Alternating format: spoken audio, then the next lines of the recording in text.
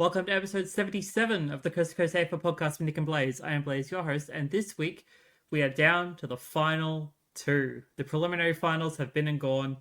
We only have the grand final left to go for the men's, and it is the way the path of which we got here has been very, very interesting to say the least. We've also got a retiree to talk about and a couple of potential retirees to discuss. It's only a theory at the moment that they could be retiring, mostly due to their age, but we shall see. And then we're also going to obviously preview the grand final and give a brief recap to what's been going on in the AFLW. So without further ado, let's jump into it. And how are you doing, Mr. Cyric? I'm not too bad, Blazy. It is a return of the sun, as you can see outside for Perth. It's our first non-miserable weekend for a while, and it was good timing because I think I mentioned it last episode. My granddad, going through some health issues, made his birthday, had a bit of celebration at his house, and it was absolutely wonderful. Finished that off, watched the Saturday game football. That was pretty not close, but interesting, just like the other one. We'll talk about that a bit. Mm-hmm. And then on Sunday, it was a very chill one. Went to my other granddad because it's also his birthday on that day. My mum's side did that. And then I watched the rest of the WAFL, which I just realised we could probably just have a brief little note of what happened in the WAFL and the, what do you call it? And the VFL. Because, yeah, that's right. Because all of the state finals also happened this week. So I figure we might do a brief little recap of those as well. But we will start off with our retiree news, but I'm not going to jump to that just yet. I'm just going to recap my weekend. Didn't get up too much. I did my plasma donation Friday night. It didn't go very well. The needle kind of slipped in my arm, and a little bit of fluid got into the vein, which wasn't meant to, so now I have a bruise. It's not too bad. It's all right, but, you know, it happens. What did I do on Saturday? I ran our last HSP event before PAX for a game called Peak. We had 16 competitors, 4 teams of 4, all climb up the mountain, and we had a little bit of a community fun event for it, which was a lot of fun. And then on Sunday, I went to the AFLW for St Kilda v Richmond for Spuds game in the women's. And if you're not already following the AFLW, you will be well aware that Richmond have not won a game yet. It's very sad, but you know, I guess it kind of fits in with the men's at the moment. Yeah.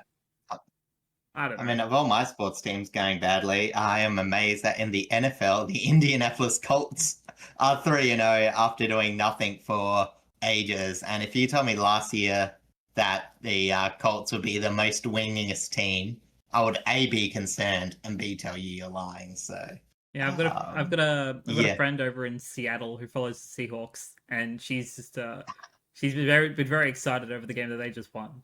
So yeah, it was a bit of a mixed bag for them, but I think they beat the Steelers or something. I don't know. I don't follow the NFL. I probably should, because it is kind of interesting, but yeah, it's only so much sport you can follow there. So this is true, especially when I want to kind of support more of the homegrown sports out here. Granted, as long as it's not the NRL, I'm not following that.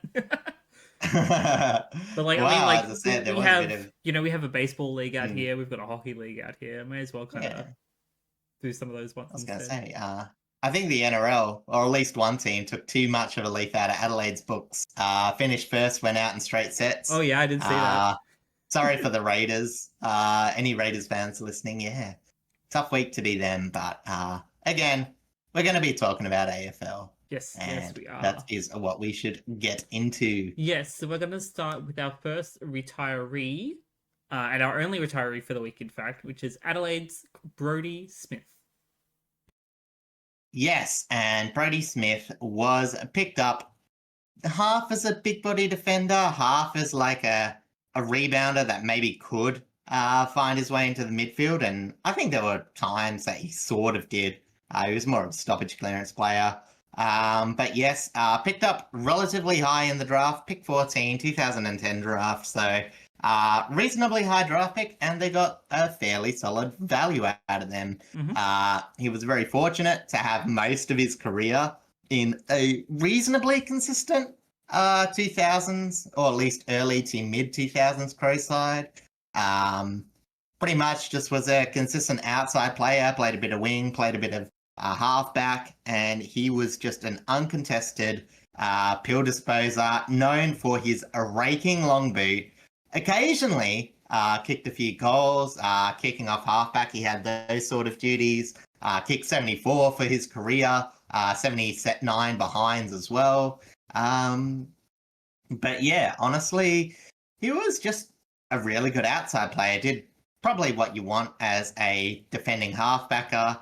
At times, he was probably one of the better ones for his side. I think he threatened All-Australian one year, didn't quite make it, but you have to go through the stats. I can't quite remember. I think that would have been in like the 2015, 16, 17 kind of era when they were, vying for the premiership, that sort of season. Yeah, exactly. So, also had a very big year in 2014 as well, averaging 22.6 disposals off the halfback. But what else was he? He was a reasonable kick. One of those players where, just because he was aggressive, there was a few turnovers, but most of the times he was hitting the areas where he wanted to. And as I said, just one of those ones that were very reliable in rebounding, but also for a outside halfback player, got very much involved in score involvements as well. As I said, that 2016 season, almost 6 score involvements per game, which is pretty high for, again, not a midfielder, arguably like either an outsider or a halfbacker. So, Also, fair chunk of intercepts as well. Still was okay defensively. Body didn't quite hold up. I think for the last probably 3 or 4 years, he's just fallen off the mark a bit. Mm-hmm. But outside of that, he was a very good player. I mean, he was still getting a couple games here and there. I believe one of the last games he played was back in August, so not that far ago. But yeah, like there've just been players that Adelaide have brought in that had just surpassed him, and then with the body not being able to keep up, it probably he's right that it probably was time for him to hang up the boots. Yeah, because I mean they've had a bit of a mixed bag in terms of getting halfbackers until they found Max Marcolani. So he's still needed for a chunk of that. There's some names. I think Parnell was one in the halfback region. There was also that really speedy halfbacker that didn't quite amount. Will Hamill, I think it was. So now that they found Marcolani, I think, as I said, he was at best fringe. Still came in, still did his role, but they're just building to the future now. I mean, there's a fair chance that Smith got to play a little bit more time when Jordan Butts went out with his injury as well, because he's been out for the rest of the season. So Butts and Miller probably helped. Also. Yeah. I guess I could say Hinge also like filled in that halfbacker role, but I don't actually know how old Hinge is. I'd imagine like mid. I think Hinge is mid-20s, maybe slightly earlier. Yeah. He hasn't been. I don't actually know when he really came in. Yeah, I can't remember. Yeah. But yeah, no, like 27. Oh, he's older. That's not what I was expecting. Yeah. Fair enough. But yeah, no, Brodie Smith, was always a good player to watch. Again, aggressive, and honestly, I really like watching aggressive players as well as your strong tackling pressure players, because they always make the game a little bit more interesting. Because it's always better to react on instinct rather than having to sometimes think it through, and sometimes you get better results out of instinct, and that's something that he did a lot, and it made Adelaide interesting to watch when they were, very much vying for premiership contention. Yeah, exactly. So, is there any accolade list you can run down, or is that in the article? I thought it was. Nothing in the article. Let me see if I can quickly find something. Yeah, let's check his wiki quickly.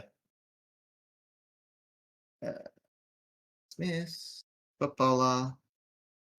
Okay. So he was in the All-Australian team in 2014. Oh yeah, there you go.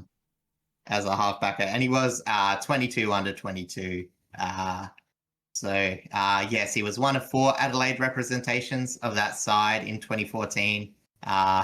Eddie Betts, Sam Jacob, Brodie Smith, and Daniel Talia made that group. So, yeah. And then when preseason premierships were a thing, they won one of the last ones in 2012. And he's also had 20 career Brownlow medal votes. 20, a bit more than Quinton Narkle. Yes, that is correct. By 10 times. So, yeah, well, maybe 10 times a better player. We got 2, right? Yes, 2. You got 2. Is that our new measurement? Just shout out to a couple of weeks ago. For Brownlow medal Yeah, votes. exactly. It was interesting because a bit off topic.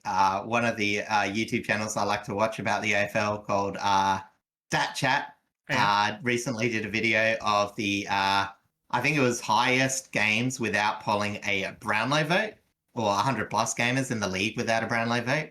And there are some pretty good players on there, and Quinton Narkle has one up on them. So there you go. Well, there you go. Very interesting. Going to be talking about one of them in a bit of detail today too. He had a pretty big influence in one of the finals games.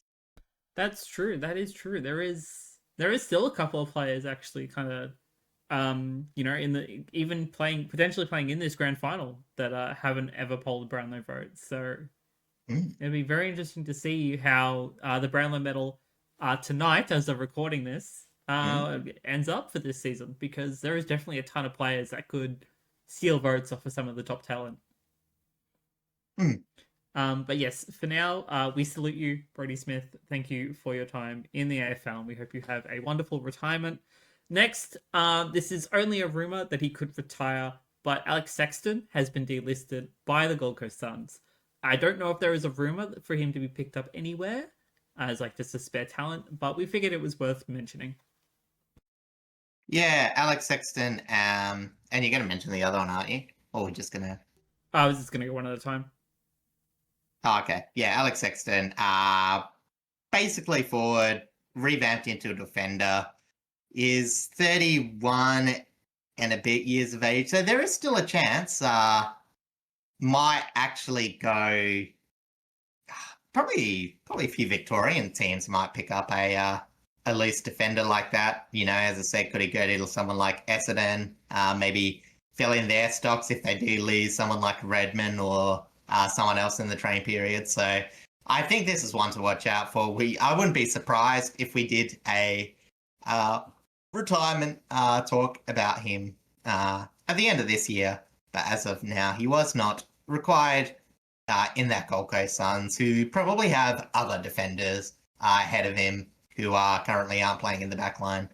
Thinking of like Connor Butterick. Obviously, Sean Lemons couldn't find his way back into the side. So, you know, it's probably good signs that Gold Coast are finally letting players like him go. I did mention it a few weeks back.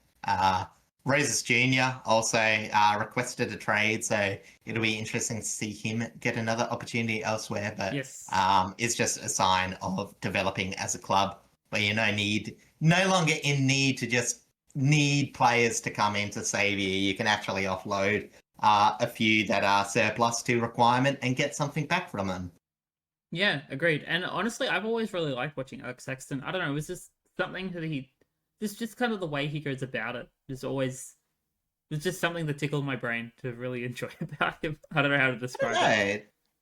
There are a few years where I thought it was going to be threatening, but yeah, as I said, 2019 kicked 39 goals, but yeah, just never really had that big year afterwards. You know, just a couple of years in the 20s, shifted back, but unfortunately, you know, as I said, they had developed bodies in the back line, and, you know, he couldn't return forward because they're developing other players like or Ethan Reed. Yes. So, yeah, just not quite enough room for him.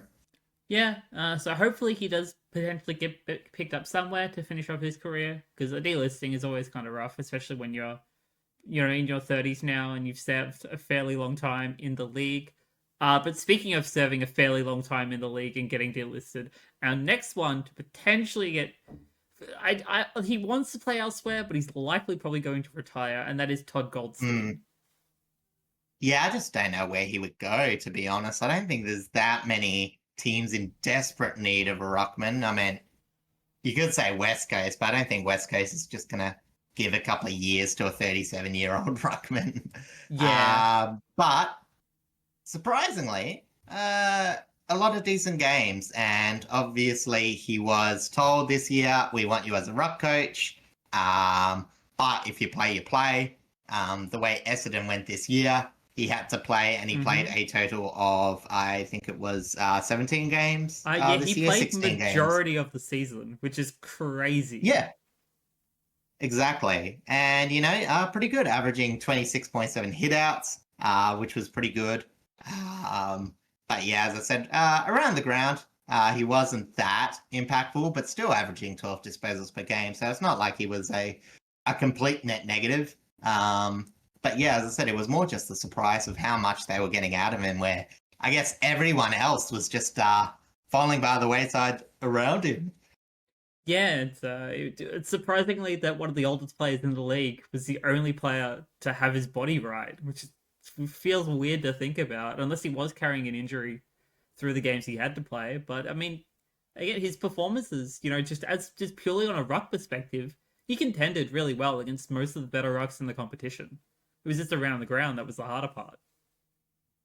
Yeah, exactly. But yeah, as I said, it was just as I said, in the long term, obviously we see what happens to Sam Draper this year, but Nick Bryan should be a fairly solid ruck option, and they have Vigo Vicentini, who did actually play for a couple of games this year on the rookie list and showed a lot of promise. So Yeah, chances are they might be able to work something out with those two. But list spots are competitive. They already had to delist one of their mid-season pickups in Oscar Smart, who didn't quite make it to the next year. But yeah, as I said, they've got a lot of people on their list. It's one of the downsides of getting so many mid-season draft picks is it means you're going to have to make some tough decisions, and yes. Goldstein was one of them. Yeah, this is very true. Not to mention that they've also delisted Jaden Laverde, who currently has some interest from GWS, so he might be safe, as well as a couple of players like Dylan Shield, previously a GWS player, came over to the Bombers a few years back. Never really got his body right. It was like this year that he finally got his body right, and then just didn't really play all that well. So I don't know if he might go to a third club or if he might end up calling time. There's again, they had to do a big list clean out because of all their injuries and the pickups they've had to get to cover that. So there's a ton of players that could still definitely find spots elsewhere. But it's just a wait and see for a lot of this. Yeah, so we'll save the salutes for another time, but yeah, that's the probably biggest delisting it is the farewell, obviously, of Brodie Smith, but then that's the probably the biggest news to come out the week between the preliminary finals and the last episode. Yeah, pretty much. So I believe that will now bring us to the preliminary finals themselves, actually, starting with Friday night's game with Geelong and Hawthorn at the MCG. There was like 90,000 fans there, I'm pretty sure. Huge crowd. And with a 30-point margin, Geelong won out, moving up to the Grand Finals with 17-13, 115 to 13-7, 85. Yeah, and I think, at first there was a fair bit of resistance and pressure by Hawthorn. I think they started on a good pace to try and force Geelong into some areas that were uncomfortable, primarily some very average kicking, allowing Hawthorn to get a few points off turnover. They also dominated uncontested possession early until one thing got going for the Cats. It looked a bit bleak to start with, but that one thing absolutely turned the game on their head, and that was the absolutely supreme work from stoppages. In terms of matchups as well, it looked like the Cats' defense. It looked early like the Cats' defense was going to be exposed. O'Sullivan was falling short of the other young gun in I wrote Mitch Lewis. Yeah. Yes, Jack Henry picked up a minor injury, and they just looked. Looked slow. Tom Stewart just lost straight away to a freak wrist injury. So, as I said, there were some warning signs early, but on the other side, Geelong had some good defensive matchups as well. Ocean Mullen on Watson had an absolutely fantastic night. Watson only kicked a very low percentage goal from the boundary for the entire night and did not much else. Mm-hmm. But what the Cats defense did really well, I thought, was preventing ground ball from turning into shots on goal, as the Hawks, who, we generally consider a ground level team, had only 5 general play shots for the night, and it really limited their ability to get shots on goal, despite winning the marks inside 50 by 1. So, I guess, would you say it was a fairly aggressively played game? As I said, I think the Cats defense sort of just did their job tonight on that Friday night. I think at times it was very aggressive, especially from the players off of halfback. Like they very much wanted to move the ball forward from both sides. However, I think Geelong just around the ground were just far more clinical. Again, we talked about this in last week's preview. The Geelong are a clinical team. Hawthorn thrive on chaos. And the Geelong were just able to move the ball cleaner. They were able to just be faster. And despite Hawks' obviously good attempts, it just was not enough to cause Geelong to make mistakes. Yeah, and the other thing too is we talked about is Hawthorn's defense. We talked about how good their tolls were, and they stood it all right. Jared Cameron kicked a few, but he wasn't. It's weird for what was it, a 3-goal team performance? He didn't actually seem all that much off the chain. Yeah, you know what I mean. But it was just the ground level where they were a bit exposed. 22 shots, equating to 12-7 from general play. Focusing on stoppage, they kicked 11-6 from stoppages straight up. This was an absolutely domination from the middle. And Hawthorn actually looked like Adelaide looked against them the week before. They lost the centre bounce 20-5 with Dangerfield, Big Gloves, Atkins providing the Hawks midfield a lot of hurt. I think Connor Nash was really the only part of that midfield group that looked on the pace that night. Yeah, we kind of been pointing it out as well, over the past month or so, that the Hawthorn midfield is their weakest aspect. Even with someone, like Jack Gunston, despite his age, still performing really, really well, and even did fairly decently in this game himself. The forward line could be better, but still fairly decent at the moment. Their back line, still probably one of the best in the league, but it does struggle a little bit against some of the better forward lines. But their midfield is still always that issue. And when you get a team like Geelong shutting down your key players really, really easily, and you only have one kind of notable midfield, such as Connor Nash in this case, feels like doing most of the work, that's a big red flag for what you got to kind of focus on in the offseason. Yeah, because John Newcomb just was absolutely out of this game. WAFL was probably one of the most vanilla players in this final series. There's probably someone else who I'm forgetting, but yeah, as I said, Lloyd Meek still had a pretty good game, but it wasn't really a standout game from him either, considering that he was only up against Split Calves, who was probably one of the best ruckmen this week too, if we're going to be honest. Which is a bit of a surprise, and allowed Sam Koenig, which was the most important thing, actually. A little bit weird. Yeah, sorry, I'm sort of riffing off the top of my head, but I forgot to mention this in my notes, is because he did so well, it allowed Sam Koenig too to play a pure defensive game, which allowed Geelong to put even more pressure on the Hawthorns forward line. Yeah, that's right. So I think that was a pretty big swing. SDK to kind of free up to play against their taller forwards, whether it was Troll, whether it was Deer, whether it was Lewis pushing up. I think it was primarily the floating Troll. All of those other players. Like Sam De Koning being able to have that flexibility is so good for Geelong's defense. Yeah, exactly. Anyway, what was I going to say? So yes, anyway, so this midfield weakness was probably what opened up a 6 unanswered goal run late from the second quarter, midway through the third, I should say. That sort of won the game for the Cats. An absolutely great spread of attack, which limited the intercept marking ability for the backs, who, aside from Sicily, probably couldn't really get that intercept game going. I don't think they hugely got beaten one-on-one. But again, because they were able to get that territory, because they were able to get so many entries to the ground, that just allowed Geelong to get shots. Geelong are one of the best teams at getting shots inside 50.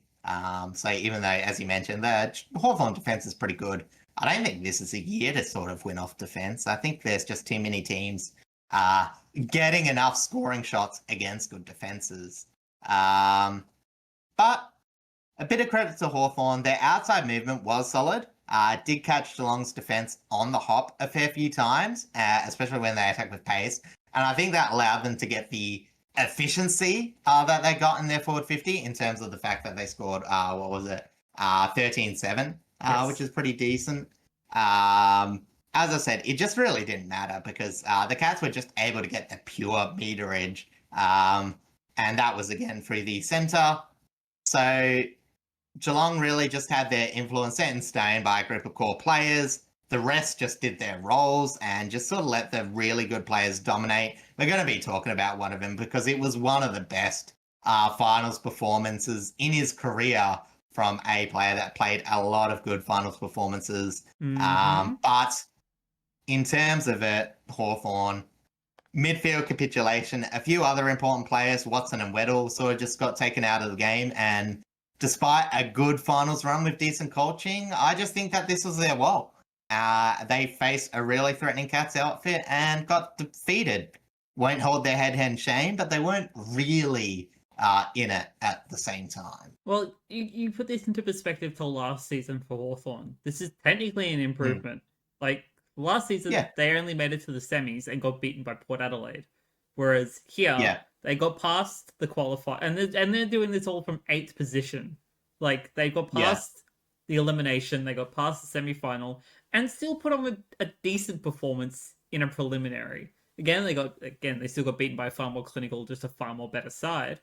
But this goes to show that they're not too far off, like, properly vying for that premiership. No, I wouldn't think so. And as I said, I think they'll... And the good thing is that, you know, obviously they've got the players going into them, but they've got the ability to shuffle a few players around. And you know what I mean? It's still, as you mentioned, it's still improvement because, 14 wins, 9 last year into 15-8 this year. You know, it's a 1-win improvement, but a 1-win improvement from a much harder fixture. And as I said, hardly put a step wrong. They turned from a sort of a very plucky, a very in-your-face, loose unit team, I guess, from 2024 to, being able to control that while still having elements of some very fast, exciting play. Sam Mitchell's doing absolutely fantastic things with this group, but I think this year just was not meant to be the year. I know a lot was said about the big names in the backline that they brought in. As I said, I predicted that there would be some form of limit to that. I thought that this limit might actually hit a bit earlier, but they managed to get the job done against 2 teams. But as I said, I think against Geelong, it was just a bit too much. Yeah, I agree. I think, honestly, if they had finished top 4 and gotten very lucky to get and win the qualifier and have that extra bye, they probably could have probably had a much better showing against a team like Geelong. But because in the final series again, it's a much different beast to a regular home and away season, and Hawthorn don't have the same kind of experience that Geelong do either. Yeah, exactly. But I mean, you could say that again about any team, really. Like if GWS made the top 4, given an extra chance for them. Even if the Suns made the top 4, you know what I mean? It's if they hadn't choked against the Power, they probably would have. Oh, Power, Richmond, exactly. I don't think the couple Richmond of game was a weekends for them. joke. I think they just don't like Marvel sometimes. Oh, no, but I'm just saying, like, in terms of games they should have won. But Oh, again, yeah. you can make so many permutations in a season. But for what happened, yeah, Hawthorn, they can hold their head high still. Agreed. I think Again, for them, still a successful season. I think there are a lot of boxes that yeah. they ticked off in terms of what Sam Mitchell has been looking for since taking over. But on Geelong's side of things, another job well done. Like there's nothing, you can't really put a foot wrong with this team at the moment. Yeah, Unfortunately, exactly. they do suffer a couple of injuries that could be a semi-difference maker coming into I the know. grand final, but we'll see about that. Yeah, exactly. All right. So You want to go into the individuals? I do, and I'm going to start with the man still leading the pressure game and the tackling game for the season, and that is Tom Atkins. He's just doing so well in terms of applying that pressure, tackling players, putting pressure onto the ball, and just overall stopping really, really good athletes from having that sort of running carry that they've been known to have. Unfortunately, he didn't work. It didn't work too much on Carl Amon. He still had like 800 meters gained, but he was still doing some fantastic work. So Atkins finished with Evan 25. wasn't playing in the midfield, was he? No, Amon was on the wing. I'm pretty sure he's normally on the wing. Yeah. But yeah, anyway, Atkins finished with 25 disposals, 20 of them effective, according to 80% efficiency, 13 contested possessions, 5 intercepts, 7 clearances, 6 score involvements, 11 tackles, and 33 pressure acts. Captain Patrick Dangerfield, the man we've kind of been hyping up during the little bit of a breakdown we have, put on a monster performance for a 35-year-old. How do you do this? He kicked I know. 3 goals from 31 disposals, 23 of them effective, equating to 74.2% efficiency, of course. 20 contested possessions, 5 marks, 9 score involvements, 8 clearances, 2 goal assists, 13 score involvements, 12 pressure acts, 11 ground ball gets, and 584 meters gained. Like, honestly, he probably got... I haven't looked at the coaches' votes for this game, but if he didn't get perfect coaches' votes, like, that's kind of a riot, because at 35 years old, how do you have a game like this? Okay. Yeah, I'll just have a quick look at it. But, I mean, it's going to be 10. There's no doubt about it. Yeah, perfect 10. Yeah, I thought so. But yeah, like that's crazy that he has such a monster game in a final at 35. Yeah, exactly. And I was kind of theorizing at work that like if they win the premiership, does he call time or does he play on?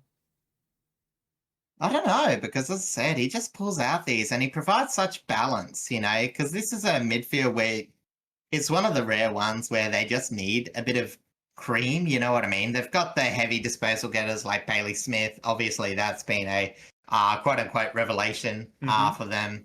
And also, as we mentioned, Tom Atkins, who's your hard nut. He's going to get that pressure in week in, week out. So there's not really anything more that they need to do but make sure that they've got a player who can sometimes go in there, provide a bit of polish, provide a bit of class. And yeah, as I said, so, he's going to be doing that if he continues on, but if not, there's still a very good stead in Geelong's midfield. And it's not even to mention the fact that for most of the season, Dangerfield has been playing a floating forward when he hasn't been out with his little injuries. So like, there's been times where they haven't even needed him to step into the midfield, and he's just been able to have a more relaxed kind of game.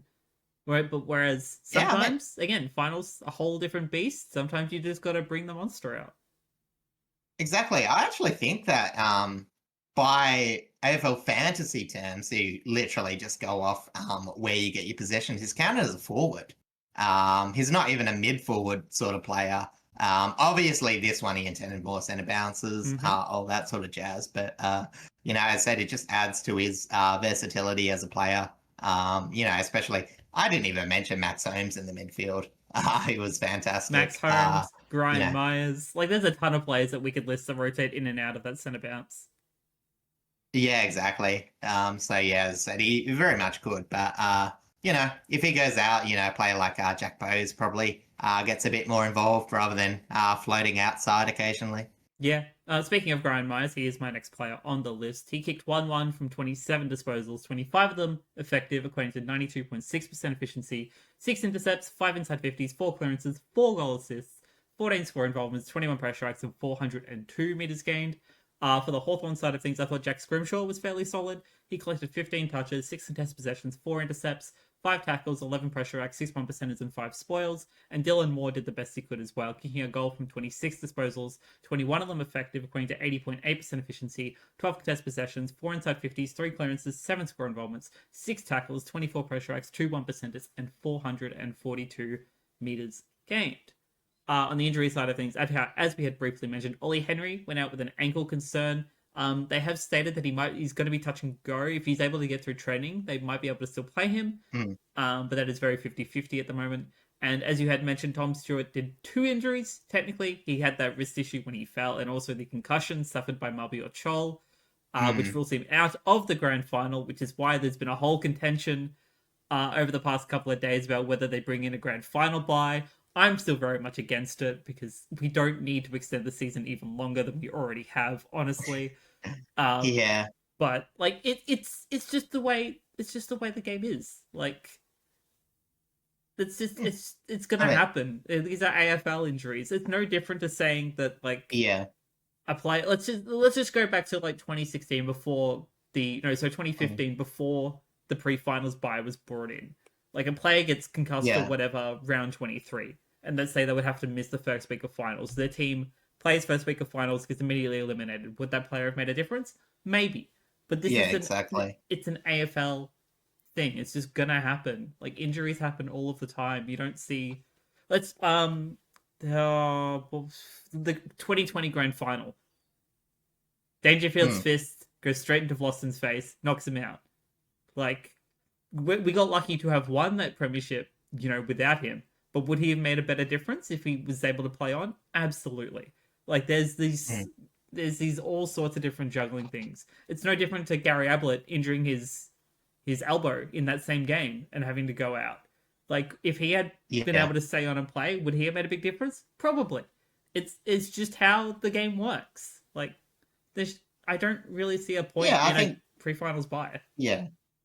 I think it's just like the element of luck thing. I will say if they got rid of the if they got rid of the pre-finals bye, as opposed to and put it back into pre-grand finals, I wouldn't care. Like it's just you decide. But I mean, if you do this, it's just going to flip year by year on whim, really. Yeah. So I mean, I think they just got to pick and choose. I'm not really against either bye, as I said.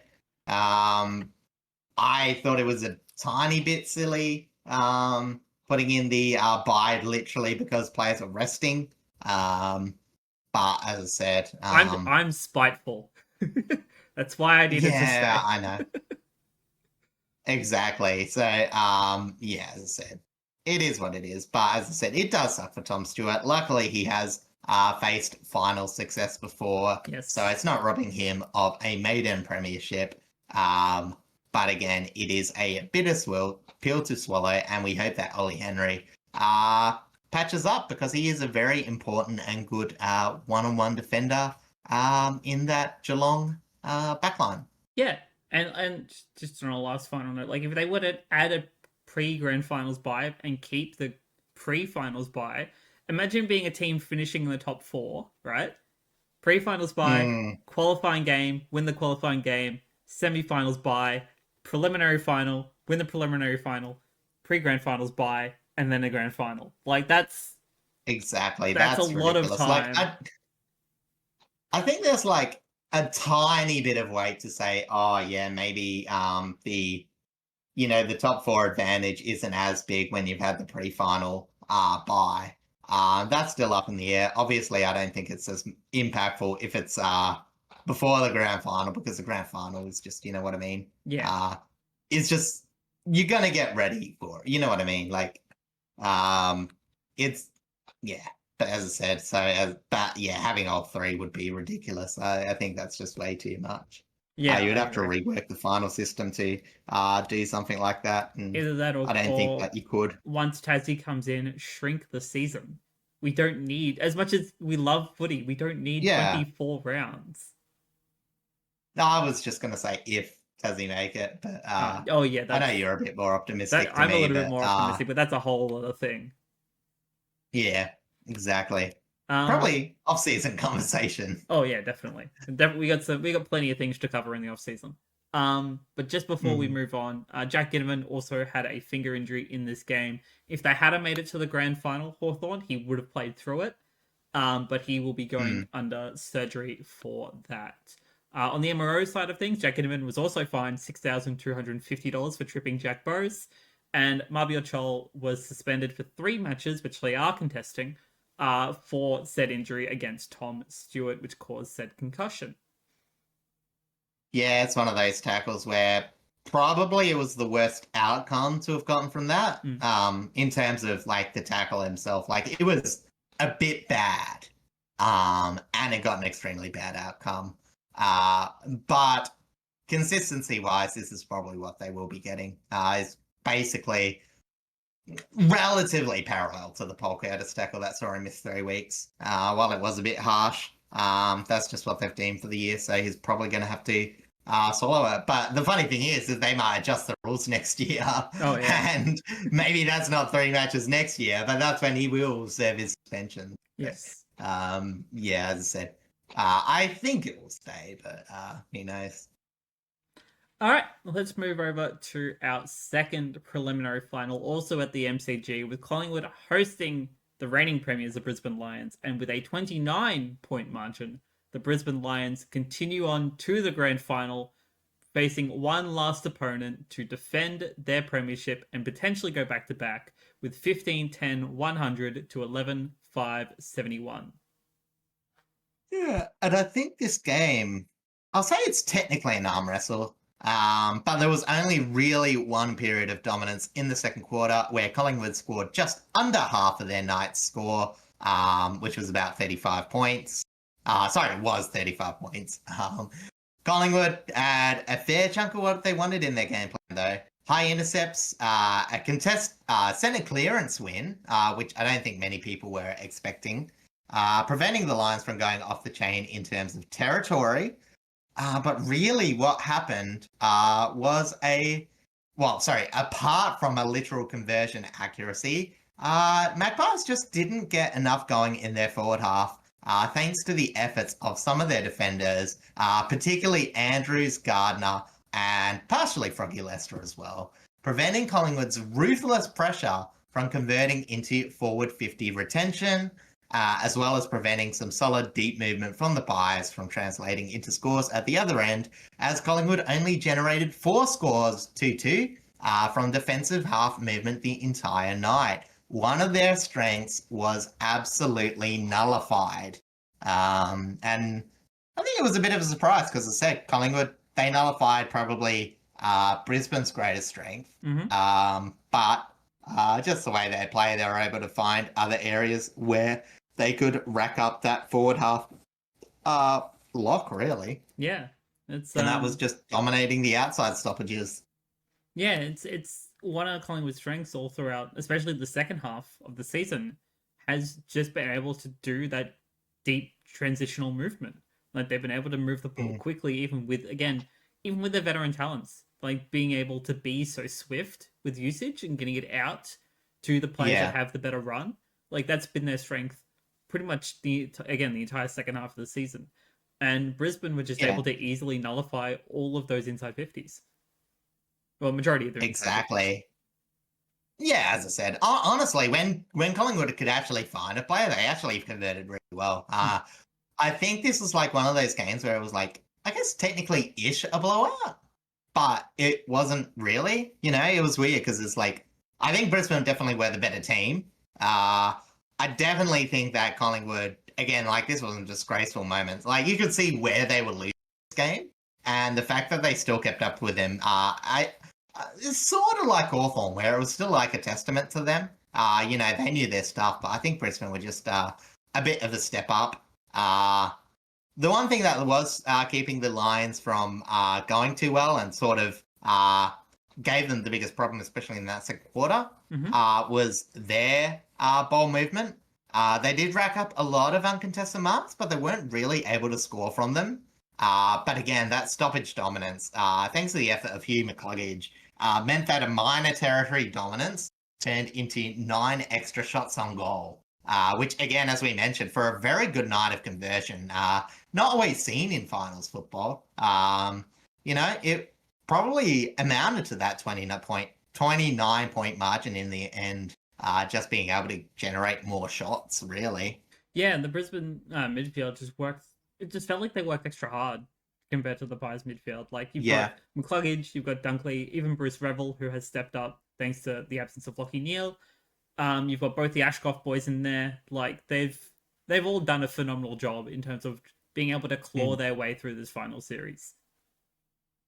Yeah, and especially we talk about Will, it's sort of weird because, when everyone was going about, Lockie Neal, like the hardness and the consistency, it wasn't so much like that sort of hurt because again, McCluggage and Dunkley, like that's in their DNA as well. I know McCluggage likes to play outside, but we saw in this one, he just got in, got those clearances, did what he needed to do. But then, Ashcroft just turns into that pure class player. And especially in that third quarter, he was just doing the exact things that generated scores. And, as I said, we'll talk about him a bit later. But, it was one of those things where, I mean, obviously losing Neil hurts, but it's like, you don't have to bring him in. As I said, they are just that well-rounded, even without him.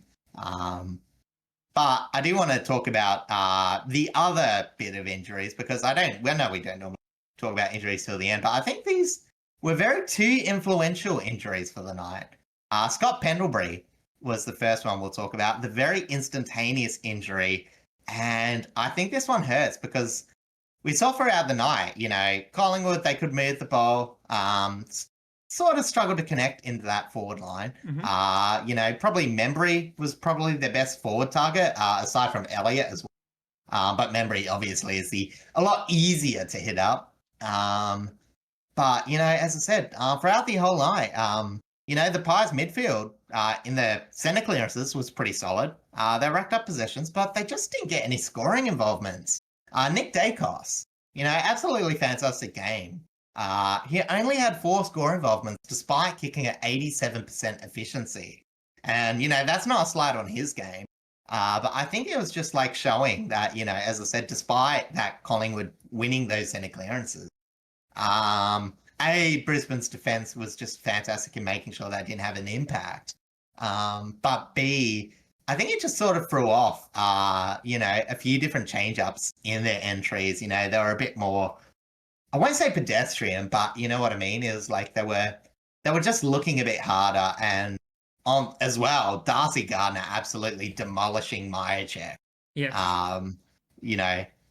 It was just very hard for Collingwood to find goals. And I think we've seen in times like that, Pendlebury's just able to hit kicks that may have gotten more score involvement. So I think that was a really big one. But then on the other side of things, poor Jared Berry, he had an absolutely fantastic first quarter. Collingwood's tackling pressure was putting overwhelming pressure on Brisbane's half back line, and Jared Berry was getting the ball done, but he accidentally, unfortunately, suffered a shoulder injury. Yes. And honestly, I think, straight away, that's what actually brought Magpies into the game. They sort of struggled a bit more on transition. And it wasn't until, if it wasn't for the fact that Brisbane were able to mitigate those forward half turnovers for the Magpies, I reckon, you know what I mean? Like, Collingwood probably could have gotten this game a lot closer. So, there was just a lot of small things in this game that just sort of swung. And you know what I mean? It's like, I feel like Brisbane should have won. I feel like that this was the result that just should have happened after watching this game. Yeah. But it was just so weird to see things ebb and flow throughout the contest. When it comes to the 4 teams, like in these 2 preliminary games, I feel like Collingwood and Brisbane are the 2 teams that capitalize a lot more on like mini moments, I guess would be the best kind of way to put it. Like, not necessarily capitalizing on mistakes, but like finding those little bits of space, those little bit of extra bits of time that you can massively utilize. And I think both Yeah. of these teams really, really do capitalize on those specific periods of time. And not just that, is converting from those periods of dominance too. Because I think you're right. Like I said, the Magpies, like as I said, they didn't really have. I mean, yeah, they had like enough entries, but you know what I mean, like solid entries. But Yeah. the few that they did, they tended to go really well from. Obviously, Brisbane, we've talked about a bit about them, but yeah, as I said, like if you tell me in a night where only Membry has a bit of impact, Elliott has a fantastic game, you know what I mean? Like you say, oh, well, they're probably not going to score all that much, but they still found ways. And that was very important. I said, I just think the main problem is they just weren't able to spread the Lions' defense. And, you know, as I said, that was probably a difference in just A, generating shots, and B, you know, just getting more out of your entries, I suppose. Yeah, pretty much. Brisbane were just somehow a much better forward line than Collingwood were for one, and the midfield did a lot of that hard work to be able to get those extra inside 50s. Well, exactly. And, you know, as I said, you know, going to make the point a tiny bit later, but, you know, as I said, Morris and Gallup, they have done really all that they can do of players at that level to provide some structure in the Brisbane's forward line. And it's really kept them relatively in it because, I mean, we'll get to it a bit later, but I think the Cats on paper, like, have a much stronger team than Brisbane. But as I said, Brisbane, you know, they've got the veteran experience. They've gotten players around them, and it is really good to see that some of their, you know, fringier, you know, some of their players that are like on the earlier bit of their curbs are still providing enough to where you just wouldn't rule Brisbane out of it. And, you know, we're talking about a Brisbane side that have also had, you know, Charlie Cameron, not that much of an influence. He's only had moments this game. Cam Rayner, he's very much been a moments player this final series. Calamar Chi hasn't quite hit the scoreboard. He's been fairly decent, but I wouldn't exactly say he's you know, having a huge scoreboard impact. And Kyle Oman too, you know, not exactly firing. So that's a lot of players, but they're still scoring fairly healthily. So I think that's like one of the biggest positive sides. And as you mentioned, is just Brisbane just get the scoreboard ticking. And again, like this was just another example of this this game. So, you know, as I said, we'll probably say that, you know, they've got a few players that need to lift, and they will be the underdogs. We'll talk about it a bit later. But as I said, it only takes a few of these players to fire, and all of a sudden, Brisbane's, you know, team matches up just as well. You know, on form that they're not there, on paper they're not that far off either. Yeah, and considering that like this isn't the same team that played in 2024 and won the 2024 premiership, like they have had to make, like it might not look like it, they have had to make a couple of big changes to be able to get back to pretty much where they were. And I guess Ty Gallup being the biggest surprising one for that forward line, like has kind of ended up folding into that kind of Danaher Hipwood kind of role that they've kind of really needed since Danaher retired and Hipwood's been out with injury. Yeah, I mean, I wouldn't exactly say that role, but again, it is about just like, even if you're not kicking goals, and Ty Gallup hasn't always, it's about how you spread that defense. And he's been mature enough to know his leading patterns, providing contests. If he hasn't won, get the ball to ground, provide more opportunities. I think Morris has been like a lot more consistent, but you know what I mean? It's your second forward doesn't have to be absolutely terrific. They just have to provide impact in contests. And you know what I mean? There will be obviously a big question whether that forward line keeps Oscar McInerney. It's that toss-up. He hasn't had that much of an influence, but it is very hard to just say, okay, Logan Morris, Ty Gallup, just go to. Like, you know what I mean? Like, it just means that Henry, if he plays or SDK, they just match up on both of them. Yeah, that's right. And that's a big ask to get 12 forward goals with those two locked up. But, you know, as I said, we'll see what it is. But there's a lot of interesting permutations. But, you know, from this from this game, from what we've seen through the year, there's still enough to say that Brisbane, but despite last the performance a couple of weeks ago, we'll keep this final series very interesting. And as for the Magpies, again, improvement from last year. Mm-hmm. They've got their core.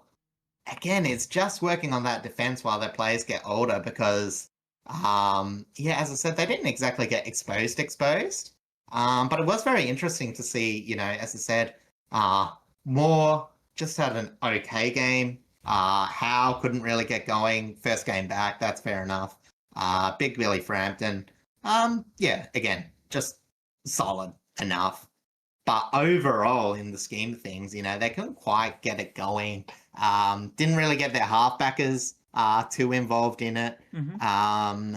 And obviously that's what they worked on, getting in Perryman and Dan Houston. I think Houston will be one of the weirder ones, whether this will be just like a, what do you call it, first season? Lockie Schultz first season, where he just needs that year to find his role. Yeah. Or whether this is just like literally Collingwood getting in a player without really thinking through the fit. I think that's just like the small things where you get into the finals and you just, you can't really be figuring out too many positions, like that. And I know Houston, like I'm not calling him out, because I think partially is because of some of the role he's been asked to do. Some of it's just been a bit of form, most likely. But yeah, as I said, there's just been a few players for this Collingwood outfit that haven't quite found consistency, despite some players having some absolutely fantastic years. Deserve to make the prelim, but again, not too surprised that the wall for them was the prelim. Yeah, I completely agree in that regard. It's really interesting to just think about what could have been in terms of like Collingwood's choices. Like, as again, like the Dan Houston one is kind of the big one because you look at Lockie Schultz. He's had a fantastic season. Granted, a couple of off games, but I think overall his season this year so good. But then you look at is Dan Houston in that same situation as Lockie Schultz was in 2024, or again, as you said, like maybe Houston isn't actually the right fit for this Collingwood backline, and maybe he'll have to play in a different position. Because and you mentioned it, like Collingwood is a speed off turnover. So unless Dan Houston's getting that turnover, they don't really have a need for him. Like it would make sense if they like the handball chain off turnover and then like get a player like Houston involved, but he's just not. So you know what I mean? But as I said, Lockie Schultz is what about, I think it was about, I need to check. I think it was around 10 or 15 extra goals this year. Something like that. Actually, no, he scored more goals last year. I think he's just played a lot more like midfield on ball kind of role. Yeah, sort of a pressure role. Like a mid forward. Yeah, you're right. I don't even realize he's only kicked 13 goals this year. This is it was a low amount, but he's done a lot more pressure work this season, which is I think has actually been to Collingwood's benefit far more than him. Yeah, exactly. Being an attacking midfielder. Averaging 2 tackles inside 50 per game. It's sort of like a tandem to Bo McCreary. He's like, Bo McCreary has a lot of pressure, but you wouldn't exactly expect him to kick goals. And Lockie Schultz has the pressure, and you do expect him to kick a few more goals. And you know what I mean? It allows you to have a very high pressure forward line. But I guess it's just the thing. It's like, again, I think they need to get a bit more balance in generating a few more shots just through that pressure. Because, again, massive pressure. But I think Collingwood, I saw this just glancing through the timeline stats that the AFL puts out. But this year, they were only 15th of forward half turnovers, despite having one of the highest tackles inside 50 in the league. So, as I said, I think they just got to think of that. But again, this is just why we're talking about like, tiny bits that separate like the top 2 teams. These are just, versus like the very solid team otherwise. Very, very minute things that that Fly and the coaching staff will be trying to focus on in the off season. And like Yeah, Sam exactly. Mitchell will be So, doing the same thing with that midfield issue, probably a little bit, maybe a little bit in the yeah. forward line as well. But and then we'll wait and see as to what happens in regards to where Geelong and Brisbane need to fix a couple of things Yeah. depending on the outcome I of the think the grand final final. point I want to make is from the preliminary losers. It's just it's funny how they're both two different, very age profiles. It's like Hawthorn, they're not young. They've definitely bolstered their list by bringing in a few players, but you know what I mean? Yes. It's like they're still working on their list. You know, they've got to maybe work on a few structural things, mainly in that midfield, and develop and get better. Whereas Collingwood, like they have so much structure, they just got to work on finding some youth to keep their system going. And I think like Collingwood's that, you know, they're a bit more on the precipice. Like I can see them improving next year, you know, keeping on going, but it really depends on if they're able to find some young people. Whereas Hawthorn probably already has that depth. They just need to solidify their structure, work out how to keep things going when things are going against them. But again, as I said, both still not that far away from a grand final performance, and they definitely proved that, you know, they were a legitimate threat in this final series. Yeah, absolutely. And just like, because just one last touch on like the Collingwood age thing, like Pendlebury, Sidebottom, Howe, they're three very key players, despite their ages, like to just how Collingwood's structure is, especially Howe. And granted, you know, didn't really have a very good preliminary game, but you look at the games that he played before he got injured, he's been a huge difference maker in those moments. Like, and again, Yeah. and that just goes back to speaking on like Collingwood being the kind of team to take on those mini moments, those little brief periods of time where they can flip the game entirely on its head. Like that's the kind of player that Howe is for them.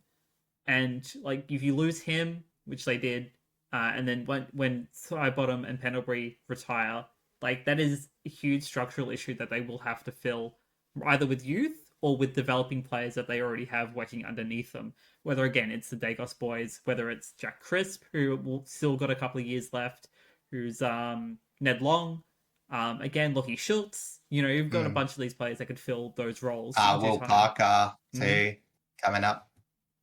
So it's about yeah, whether they're able to fill it's those roles interesting. upon retiring and then still vie for the premiership, or will they fall back down a little bit as they continue to develop? Yeah, I mean, honestly, we'll talk about minimum postseason, but yeah, I think next year would be the final year of like, I expect Collingwood to be up there, and then, but we will get an inkling of how their growth will be afterwards as well. All right, let's jump over to the individuals now. We've talked about the game itself long enough. And we are actually going to start with Ty Gallop. It's in only his fifth game, he looked fantastic. He kicked 3 goals from 11 disposals, 9 of them effective, equating to 81.8% efficiency, 6 contested possessions, 4 marks, 3 score involvements, 4 tackles, and 10 pressure acts. Hugh McCluggage, as we had mentioned, was an absolute monster around the ground. He kicked 1 goal from 37 touches, 14 of them contested, 8 marks, 6 inside 50s, 10 clearances, 6 score involvements, 16 pressure acts, 11 ground ball gets, and 451 meters gained. And then co-captain Harris Andrews as well, stood tall down back, absolute defensive ball, as he has been pretty much all season long, for the most part, rarely beaten. He finished with 18 disposals, 14 of them effective, equating to 77.8% efficiency, 9 intercepts, 13 marks, with 5 of them being intercept marks, 3 score involvements, 8 1%ers, 5 spoils, 367 meters gained, and 100% time on ground. He did not want to touch the bench at all. Well, I'm sure he probably wanted to, but he was way too important to that backline. On the Collingwood side of things, Jamie Elliott, on top of a potential best mark of the finals, went fantastic up forward as well, kicking 4 goals from 16 touches, 12 of them effective, equating to 75% efficiency, 8 marks, 5 inside 50s, 5 score involvements, 4 tackles, with 3 of them inside 50, and 11 pressure acts. And then Nick Dacos was also solid on ball, collecting 27 disposals, 23 of them effective, equating to 85.2% efficiency, 11 contested possessions, 6 inside 50s, 6 clearances, 4 score involvements, 5 tackles, 18 pressure acts, and 548 meters gained. As we had mentioned, Scott Pendlebury did a calf injury that ruled him out almost immediately, and Jared Berry with his shoulder injury that has ruled him out of the grand final. And then on the MRO side of things, Dane Zorko was fined $3,125 for other misconduct, aka he grabbed Cox's protective eyewear, being Mason Cox, of course, which, he kind of needs those to play the game. So big no-no on that regard. But that does it for the preliminaries. Yeah, I do actually want to mention, I have actually got an update on the MRO. Yes. There was a finding that just came in recently, and it's to all the supporters out there who went on Facebook, got on the call centers, got a bit riled up, and the commentators, mind you. One of the best spoils in finals got absolutely lambasted because people believe that there's some weird front-on contact rule. Oh, I know which one you're talking about. Learn the rules. Front-on contact only applies if you are looking directly at the player and choose to infringe in the body. Otherwise, you're allowed the exact same body contact as you are in a normal marking contest. Mm-hmm. It doesn't matter that he lightly grazes his arm on the way through. If you spoil the ball 95% and you just tickle the arm, it is not a free kick. The umpire has made an absolutely perfect decision. And people are on their couches losing their minds.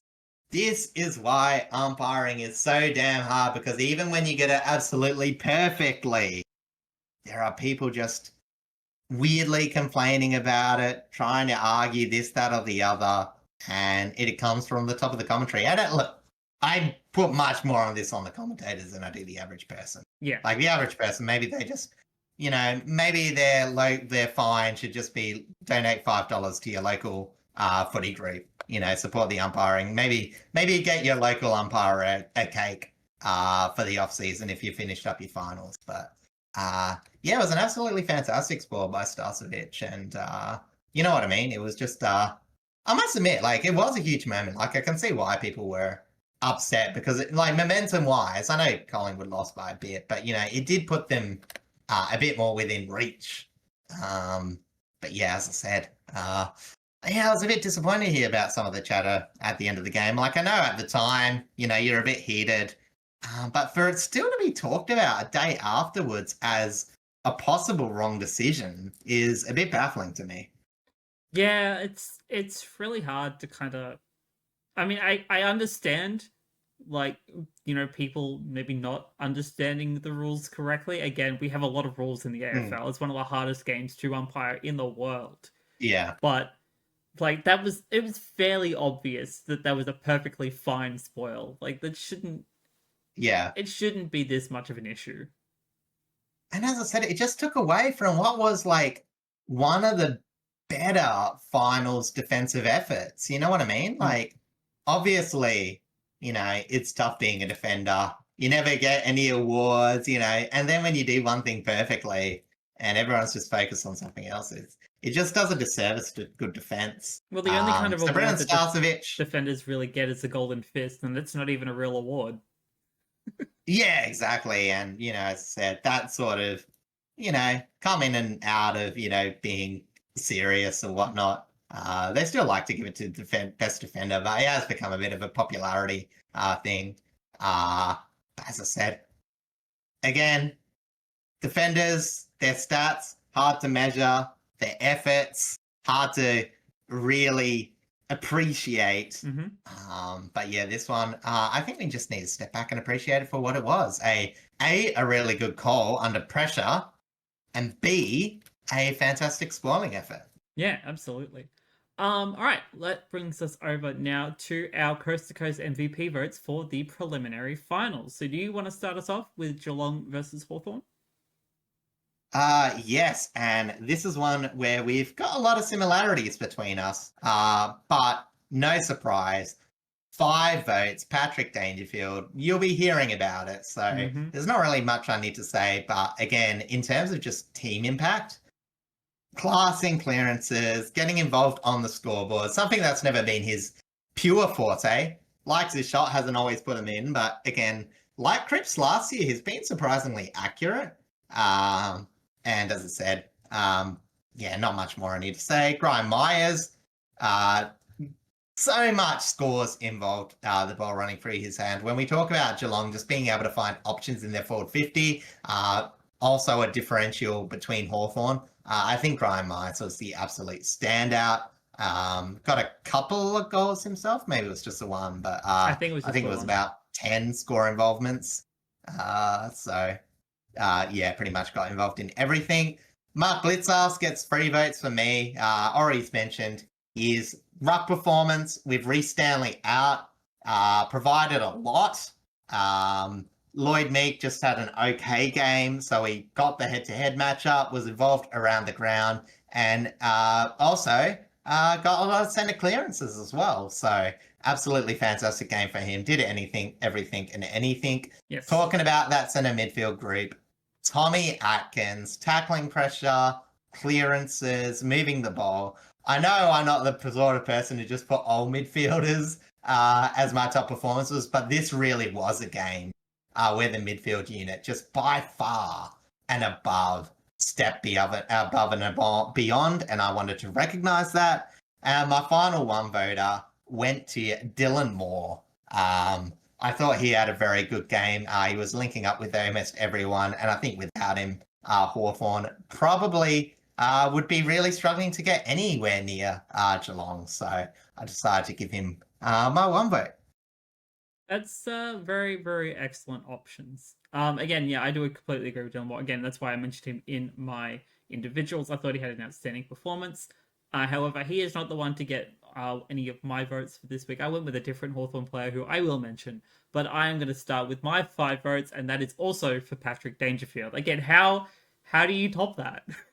Like, that's very obviously it's one of the best finals performances. Again, 10 perfect votes for the coaches' votes, 5 perfect votes for both of us in our MVP votes. Like, it's easily one of the best performances he's had in recent memory.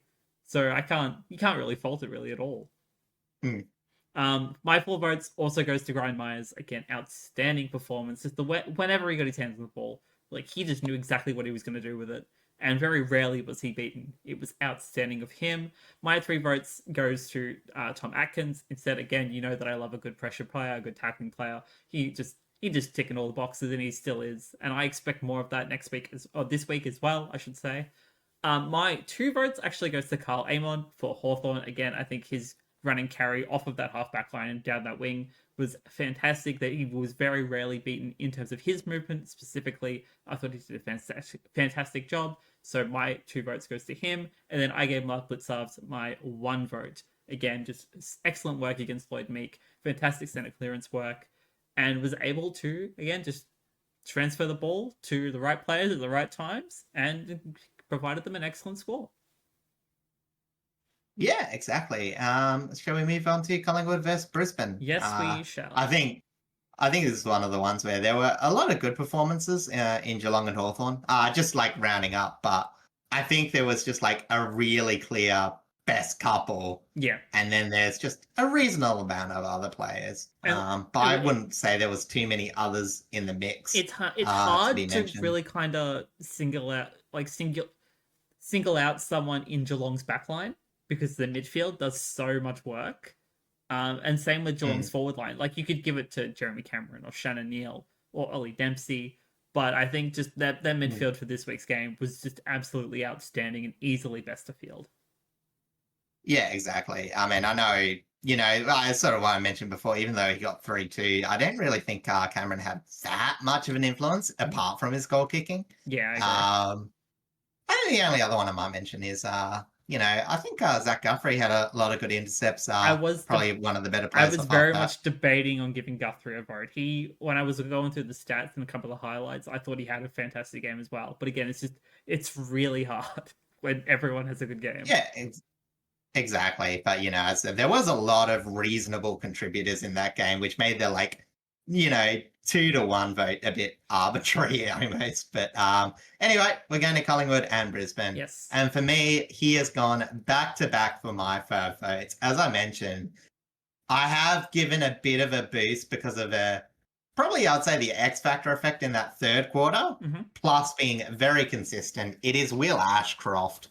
A couple of key intercepts that turned into score the other way. Some very solid clearances, and just being that polish that made Brisbane's midfield go from solid to lethal. So 5 votes for Will Ashcroft. I know it's a bit controversial because I saw in the Eyes medal, and it was someone who was considering too. They actually preferred the other defender that had a really good game in Harris Andrews, but I went with Darcy Gardner because, again, my check just had no influence whatsoever. Like, him being shut down with Collingwood not being able to find forward targets was absolutely huge.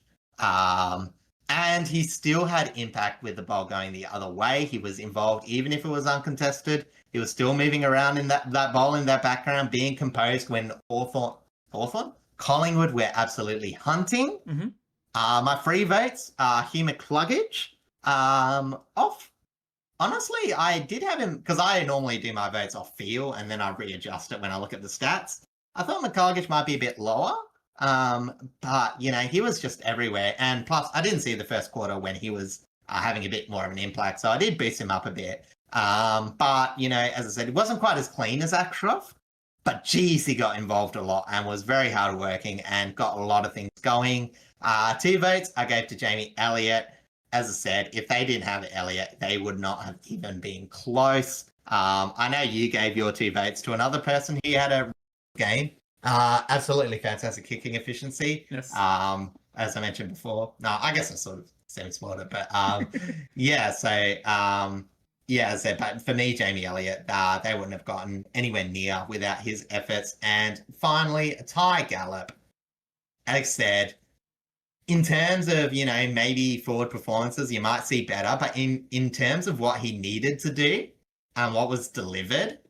As I said, that was very important for Brisbane. And again, for a team that can just get that ball forward and needing a bit of polish off, Gallup did absolutely fantastically. And I'll give him just a bit of recognition. Again, it's sort of going into like that favouring big moments. But again, I think he's well-rounded enough to still deserve that 1 vote.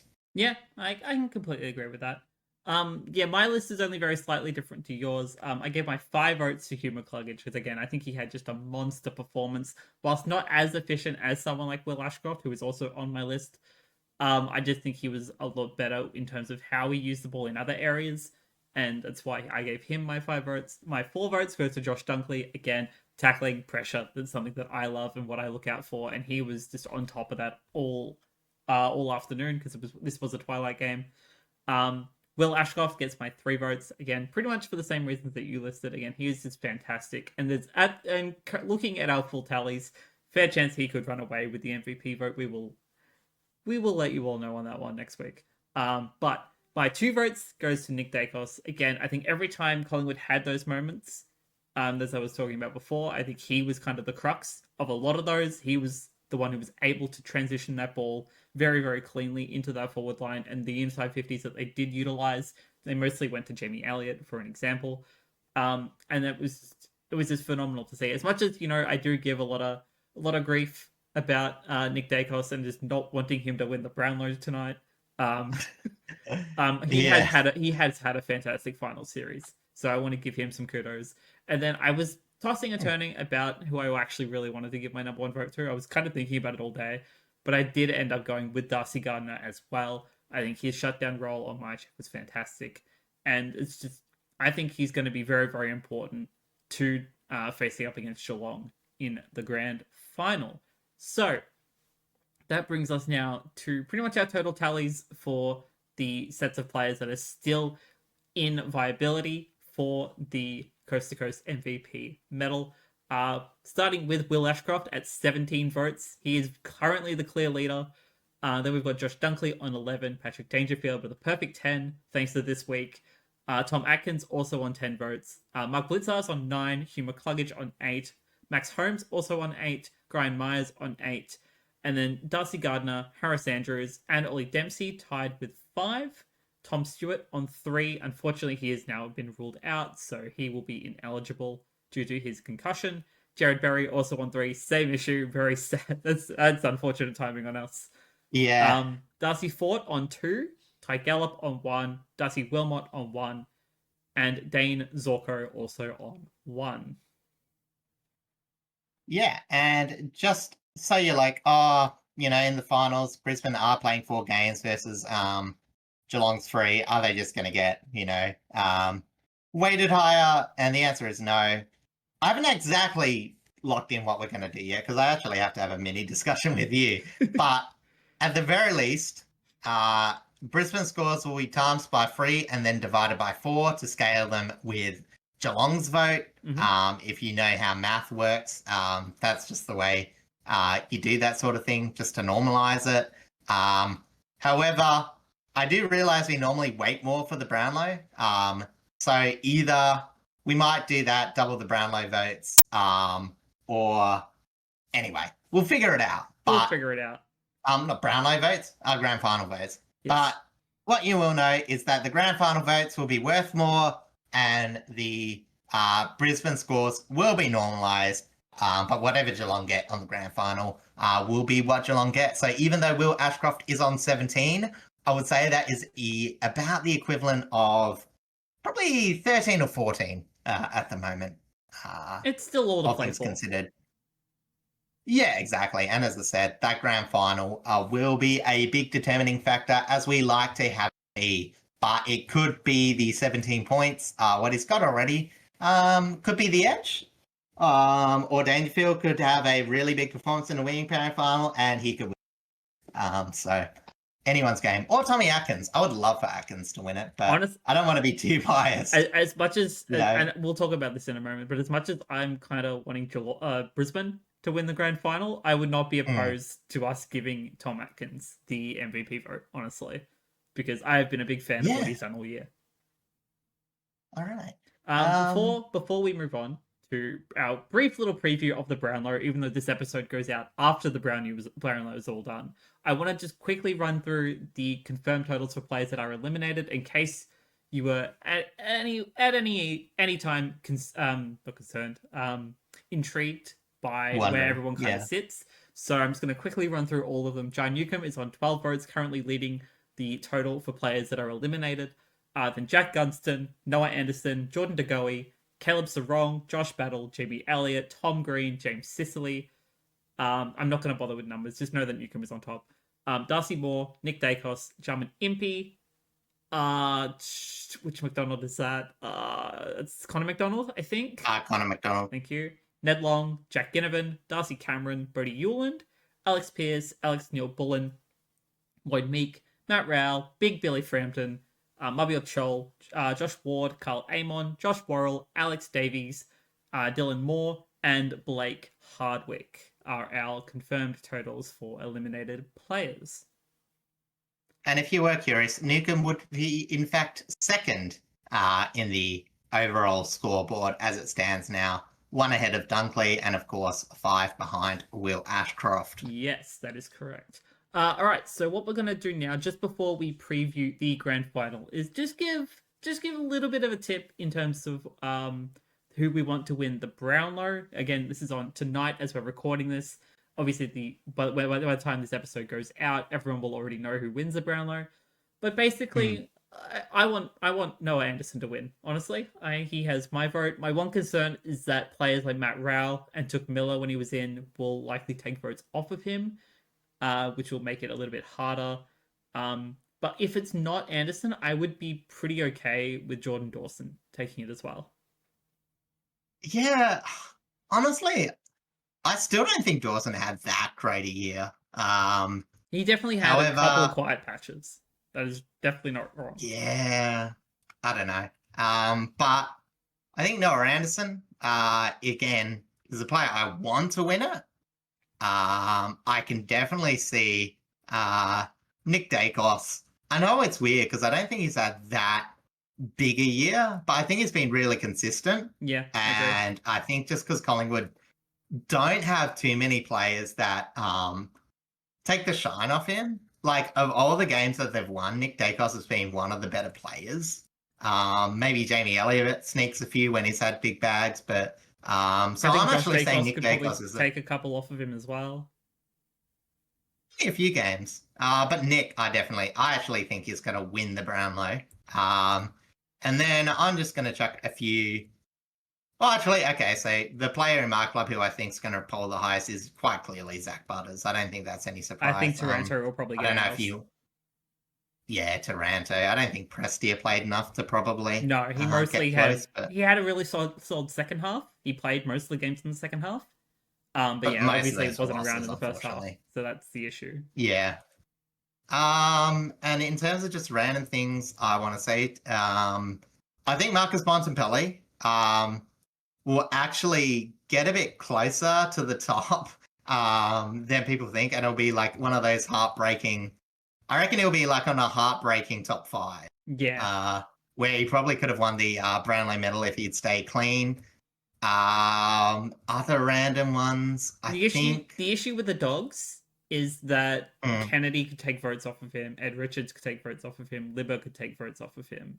That's the hard. I don't know. A lot of their wins, I thought Bonts was their best player, but yeah, it'll be interesting. Yeah. Is there any other random ones that I want to say? I think Heaney could, I think there is. I think Heaney could make an appearance in the top 10 at the very least. I think he had a pretty solid season for the Swans, even though they didn't really win many games. Yeah. I think on the back half, I think Heaney could be getting a bit more votes than people think. But yeah, I think that's about it. I think I don't think there's a huge surprise packet. I would actually maybe before we wrap maybe Tom Green. Tom Green would be a good surprising pick. I like that. What about McCluggage?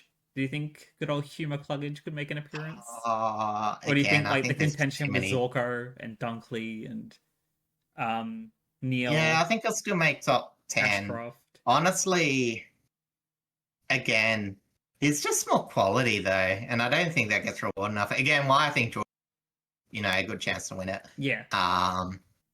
As I said, but again, can't be biased. I just don't think Dawson, of like a season to remember, I don't think Jordan Dawson is like legitimately the best player in the league. So this year, but yeah, it's whatever.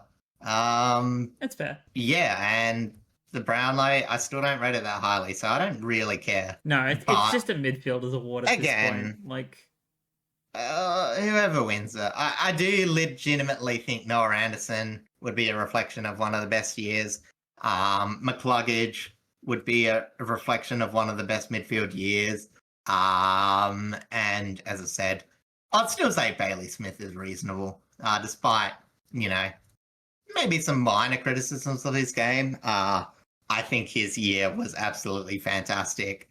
And if he got a Brownlow medal, I would not look either way. Same with Dacos as well. As I said, Jordan Dawson is just like the one I think, I just don't think he's had a Brownlow year. Yeah, no, that's very fair. Call bias. Shorty will be messaging me on the DMs on release of this episode, but it is what it is. It is. I didn't even have him in my Australian. If he wins, there'll be no messages, maybe. Maybe. But anyway, as I said, Jordan Dawson hater, number 1. Not really. I said, he's had fantastic years. I think last year he was a bit up and down, but obviously the first year where he went to Adelaide, he was fantastic. And, he deserves to be captain, deserves to be up there as an elite midfielder. He's just not who I'd pick as first. You know what I mean? It's very, very fair. Being the 5th or 6th best midfielder in the competition is still a damn good player. Absolutely. And he's had a fantastic 2025, all things considered, Yeah. Yeah. That's just my thoughts. I agree. No, I do agree. All right, let's move on now to our grand final preview. And obviously, if you haven't already put it together, it's Geelong and the Brisbane Lions facing off at the MCG, of course. And this is going to be a huge game. I don't think it'll be a blowout kind of game. I think it'll be very, very close. It'll be won in little moments in each quarter. But it's all going to come down to, 1, the brief injuries that both teams currently have and have to cover, and 2, honestly, the defenses, because both of these teams' defenses are phenomenal. Yeah, I wouldn't say phenomenal, but I think one of the hardest things is to just judge how much momentum will affect this game, because again, I think in a vacuum, any of these teams can score 5 or 6 goals And on the flip side, I think, and what you said, like, I think their defenses are serviceable enough to withhold periods of dominance. So it's going to be about conversion. And that's why for me, and I might go a bit against you, I'm confidently tipping the Cats. I would be surprised if this was close, just because it's the way the grand finals normally go. Like, if Geelong are winning by, like, 20 points in 3/4 time, it's likely to blow out to 60. You know what I mean? Yeah. It's just the way that efforts tend to go. But that's a, I'm not discounting Brisbane, but for me, I think Brisbane would be a surprise to win it. I definitely do think they deserve to be underdogs, and I think by a bit. But I think that there are a lot of areas where, and one is that midfield. At their peak, they can able to generate a lot of score from it. In terms of stoppages, I know Geelong rated them last time. They've had the games. They're able to figure out, and this is the fourth contest between them this year, mind you. So, and again, the intercept game, that's going to be absolutely huge because, you know, off their back half, Brisbane haven't been like too lethal. But if they can get a few goals from run and carry off turnovers, Geelong, they're not the most efficient team kicking forward. They like to go for meterage, so they can actually produce a few turnovers. So that will be a point where the Lions will be able to get back into it. And of course, as we mentioned, just their polish on groundwork, because, you know, while Geelong are by far and away, like, they score roughly 4 more shots than their opponent. I think it's actually 8 more shots than their opponents per game. I think Brisbane are roughly about 4 more than their opponent. So roughly, you would expect a 4-shot swing to Geelong. And in the finals, you know, there's going to be a lot of misses, there's going to be a lot of pressure. So I would just head towards their way as well, just because they have those key forwards that are able to convert. But again, if Ty Gallup and Morris do their jobs and have really good games, that might be a big swing to where Brisbane might get into it, because they have found other avenues to go. Again, you'd like to hope that Charlie Cameron or Kyle Lohmann can pinch a few goals here and there. That's going to be big. But I think too, also, like, how good their outside midfielders are. You know, someone who we actually haven't mentioned in the votes that's been having a fantastic final series is Zach Bailey. Oh, yes, I think one of us absolutely. might have voted for him for one game. He's had an absolutely fantastic game. So again, him and Ollie Dempsey might be another area where they might get goals. They might, you know, come forward, provide avenues when teams might be struggling, might be trying to fish out. So if Zach Bailey, who, again, fantastic final series but a bit inaccurate, if he's able to get like a 4-goal game, that could be an absolutely huge thing. So I'm just like listing a ways I think Brisbane's got to get into it, because, yeah, as I said, I think Geelong, I won't say they have this in the bag, but like on paper, on form, I think you would be silly to go against them. That being said, I want Brisbane to win. Yeah. Like, I'm cheering for the non-Victorian team, even if it's back to back. I'm just sick of Geelong's dominance over the past 25 years. Like, But it's not like it's exactly confirmed that Brisbane won't dominate. No, like, of course they've not. still got a profile for another premiership. Oh, absolutely. In fact, I think these teams are, you know, Geelong's only a slightly bit older. And they are Brisbane, only slightly bit older. I think.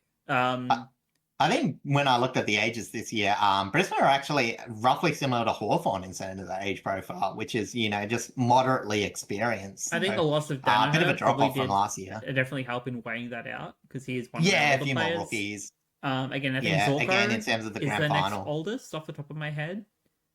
Zorko or Oscar, I think. True, yeah. Zorko's like 35, Oscar's 34, I think. Yeah, I think they're the 2 oldest by memory on the list, and then it's like Lockie Neal. Yeah, 30. I think McCluggage is 30. So they're definitely pushing. You're still high 20s.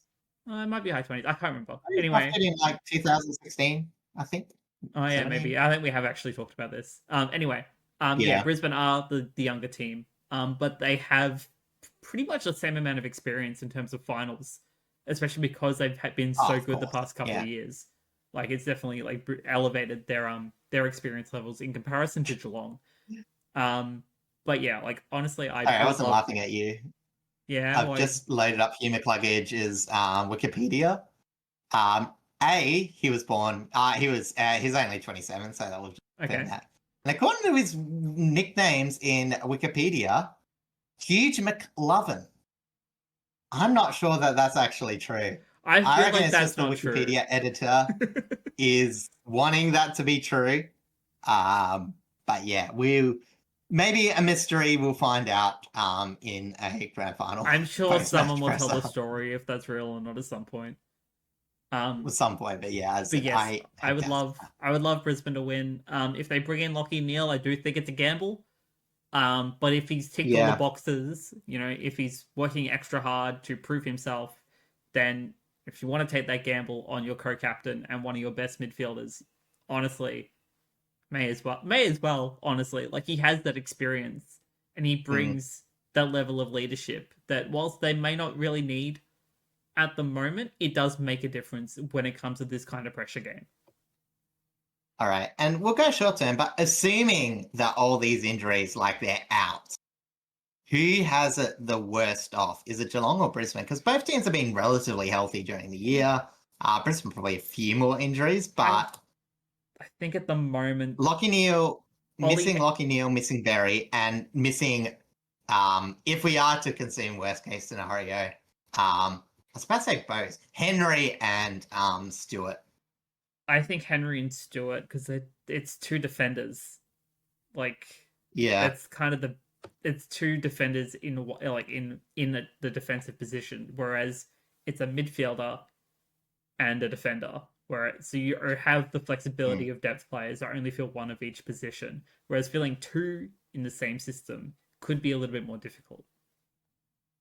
Yeah, and I think that's too, is like, and again, this is where maybe the team lineup change it. Because again, 3/4 of a Jack Henry still was pretty okay Oh yeah, against Hawthorn. And I don't think Geelong are a team that like overly worries too much about defense. no, However, I do think it's that pressure taking off the young Brisbane forward line. That would be like the biggest boost of all that. So I tend to agree with you there. Like, even though I don't think, like on paper, like people say, oh, Catfight defense, say like teams are.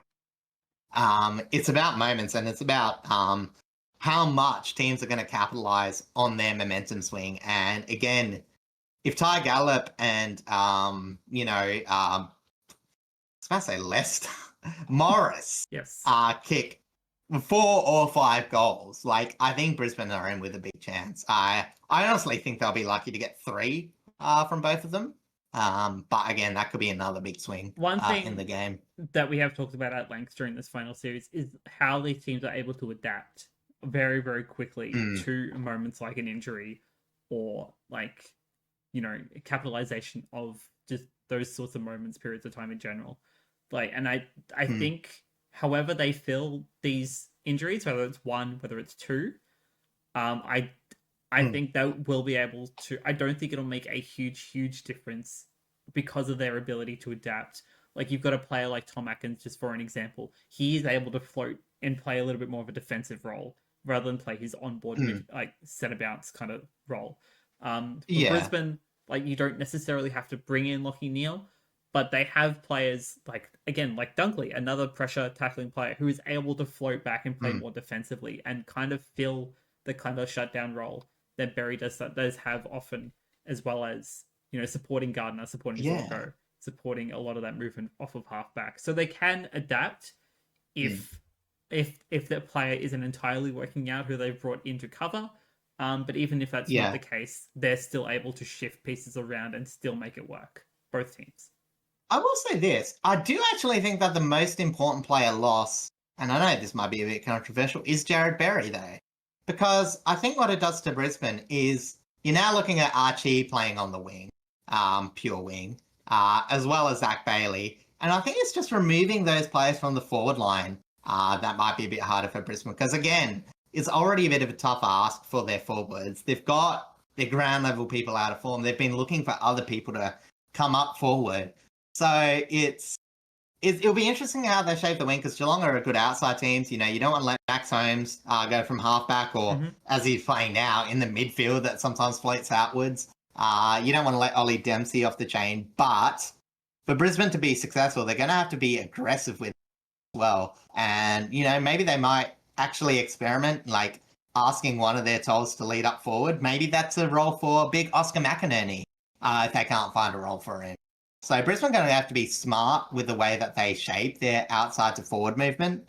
Again, I do think that they will have to get a bit more moving from back half if they're going to be into this game. Not saying that they can't. They've actually been a decent back half team all year, but they need to, I think, to win this game. You know, we'll be saying if I'm right or wrong next week, but again, I think there's just like a lot of interesting permutations that I can't wait to see how. There's a lot of problems that Fagans needs to solve, and he is a coach that is more than capable of doing it. Absolutely. So as I said, I think that's the interesting battle is, as you're right, like two teams that have coaches that are problem solvers. And, you know, as I said, you can't just discount either of these teams, even though I do back in Geelong quite comfortably. You know, as I said, there is a good chance that the Brisbane line may be able to work out some of the problems that I do think they have facing into this team. But again, I think you've, you know, heard, I do think Geelong deserve to be crowned the best team of the year. And I do think it will be settled comfortably. However comfortably is in a grand final. Yeah, again, much so I want the Lions to win. Again, Geelong going in as favourites. They have proven themselves time and again to be probably the best team of the 21st century. Like they've just been so consistent for so long. I can't remember if I mentioned this either in like on the podcast itself or outside of the podcast. But like actually no, I was speaking about it with my mum actually. They have only I think they've missed less than 10 final series since the 90s. Like that's how consistent they've been. It's insane. And you know, that's a bit of why I'd prefer them to lose, but yeah. They have proven themselves time and again to be one of the best teams in the 21st century. And whilst, you know, people do somewhat discount the 2011 premiership under Chris Scott because he was just given an incredible team to run through that year with, he has proven himself as one of the best coaches from the 2010s onwards. And you cannot. Yeah, but then we complain like good lists don't win premierships. You know what I mean? Like, you still have to have. It's always a mix of things in a premiership. And if like your list gets you 70 or 80% of the year there, and you polish off that 20%, like that 20% is still important because that might not be the difference between premiership. You know, so yeah. As I said, I think as I said, it will be interesting. Again, though. Probably going to be a tough ask for Brisbane, but I do hope it's competitive. And I don't think that this match will be like a blowout. Way to go. Like there'll be momentum shifts. I just think at one point, like we saw in the prelim, like we saw in the qualifying finals, Geelong will just have a period of dominance. They've been so consistent of that this year. But, you know, as I said, it's a grand final, you know? It's one match. It's a best of one. Yeah, it is. Anything can happen. Well, the more interesting thing that could happen is extra time. Oh, yeah. The final star into the fourth quarter. And it would still be a result. They're not that would make it interesting. They're not going to leave us hanging. No, they can't do a 2010 anymore. They changed it. Exactly. All right. Speaking of grand finals, though, I actually forgot to mention it at the start of the episode, but I figure because we did touch on them last week, we will go over the State League Grand Finals because they happened over this past weekend. So we've got the VFL, the SANFL, not that we know too much about SANFL, and the WAFL to cover. So we're going to start with the WAFL. I have just sent you the links. Yep. And so with South Fremantle facing off against East Perth, it's a 2-point margin, and South Freo win it all 8-8-56 to 8-6-54. Yeah, and geez, it was quite the game because for most of the contest, South Fremantle looked to just have an academic win. But it was very interesting. East Perth had a lot of the ball. They had a lot of 50. I think they only won it by 3, but for a lot of the match, they were dominating that aspect of it. It was just South Fremantle's defense that was just stopping and stopping and stopping, and it felt like it was going to be an absolute grindhouse win.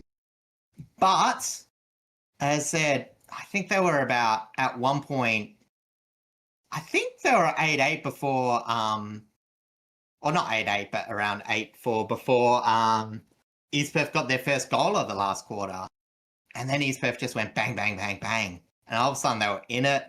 Obviously, I don't know if you've seen it, but it was a bit of a controversial finish at the end because it was a stoppage, about not much time to go. There was a free kick. I've forgotten who actually received the free kick. But it was a free kick called. The umpire lifted his arm and blew the whistle. Siren went, and South Fremantle just kicked the ball away. But East Perth wanted a 50 because obviously time wasting, they kicked the ball away. It's a very niche rule, but actually it is accounted for, and you can't actually give a time wasting free kick after the siren has been blown.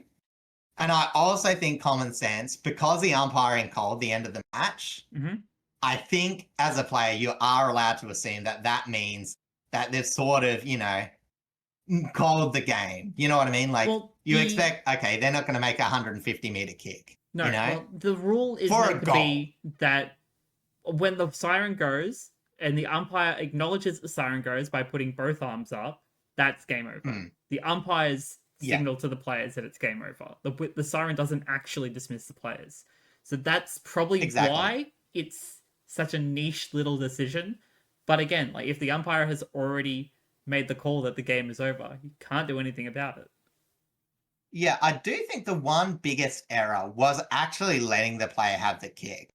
Because, again, by putting your arm up and calling the game, like, that's the umpires made that decision. You know what I mean? Because otherwise you just call the whistle, have the kick, and then call the game. Well, unless the umpire dead. Do you remember if the umpire had both arms up or only one arm up? I technically only have one, but that's because his whistle was in his mouth, because it's a finger whistle. So you literally can't blow the whistle and have both arms up. But I was more thinking, like, maybe he had his arm up to signal the free kick and not for the game over. But that's the really hard thing to really decide. It was clearly up, like it was one hand up. So, but again, just as a general, I don't actually know who won the medals, but in terms of Lee's possession getters, Stanley Wright had 32 possessions. John Baker had 31, and it was a low disposal count, as I mentioned, by the South Fremantle, and it was Tom Bletcherton and Isaiah Winder, former West Coast player, that both had 20 possessions each. Matthew Parker, you might had a decent game, 18 disposal and a goal. And the only multiple goal kickers were Hamish Brayshaw, who was amongst best on ground with 2 goals won, and Hamish Free, who had 2 goals won. And I just need to look up, because it doesn't actually have on this who won the medal for best of field. So I'll quickly see if I can get that for you. Maybe I'll mention it when you wrap up the Victorian one, because Banfield. Wait, no, sorry, that's the league below. That's Claremont. Okay. Yeah, I was gonna say, aren't Claremont kind of Freo? I can't be Banfield. Yeah, no, it's Banfield's brother, I'm pretty sure. Okay, fair enough.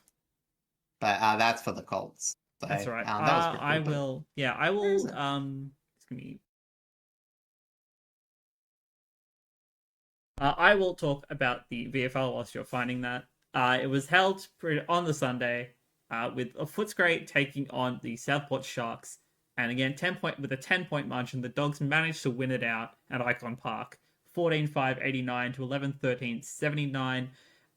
It looked like the Dogs pretty much had control of it pretty much all day. There were a couple of hiccups, it looks like, where Southport were able to fight back in halfway through the second quarter, and then right at the start of the fourth quarter, where they managed to get it back to an even score. But the Dogs, again, they were kind of playing like majority of their AFL side, let's be honest. Adam Treloar was one of the best of field, and managed to managed to have an outstanding performance, actually won a premiership. Granted, not an AFL premiership, but a premiership nonetheless. Recognises some of his efforts and the trials and tribulations he's had to go through. One, to get his body right, to be able to play in the first place, but just to be able to just have outstanding performances. And I guarantee you, if the Dogs were still in finals contention, like if they were playing the grand finals this week, there's a fair chance he could have been selected. Like that's how much of a performance he was having in the VFL. But they beat Southport. I believe. I don't actually know who won the grand final medal. Looking at the stats, it might be former Port player Boyd Woodcock. 31 possessions, 3 goals. While you're looking for that, I will update. It's actually the big ruckman that got it. Who I mentioned before, he kicked 2 goals. Hamish Free. So again, it was sort of one of those ones where it was sort of a moments game, a very big mix of votes, mind you. Yeah, it was Jordan Free by wait, what? Okay. So it was a massive tie, and the umpires' votes actually separated it. So in terms of the just general votes, it was free votes Hamish Free votes Chad Pearsons, free votes Scott Jones, and free votes Ethan Hughes.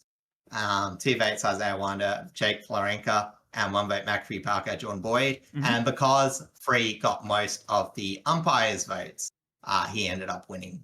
Well, there you go. That's an interesting way to decide it. It doesn't happen very often. But notably, because as I said, he got perfect on the umpire votes, he didn't get voted by the media. So, weirdly enough, not voted by anyone else except the umpires. Umpires saw how much good work he was doing. Well, I mean, it's interesting because as I said, normally it's umpires, they vote for midfielders and all that sort of things. But yeah. I have found very interesting. I have found the Norm Goss medalist for best of field in the VFL Grand Final, and it is VFL listed player Cooper Craig Peters. I don't entirely have his stats here. Let me find them real quick.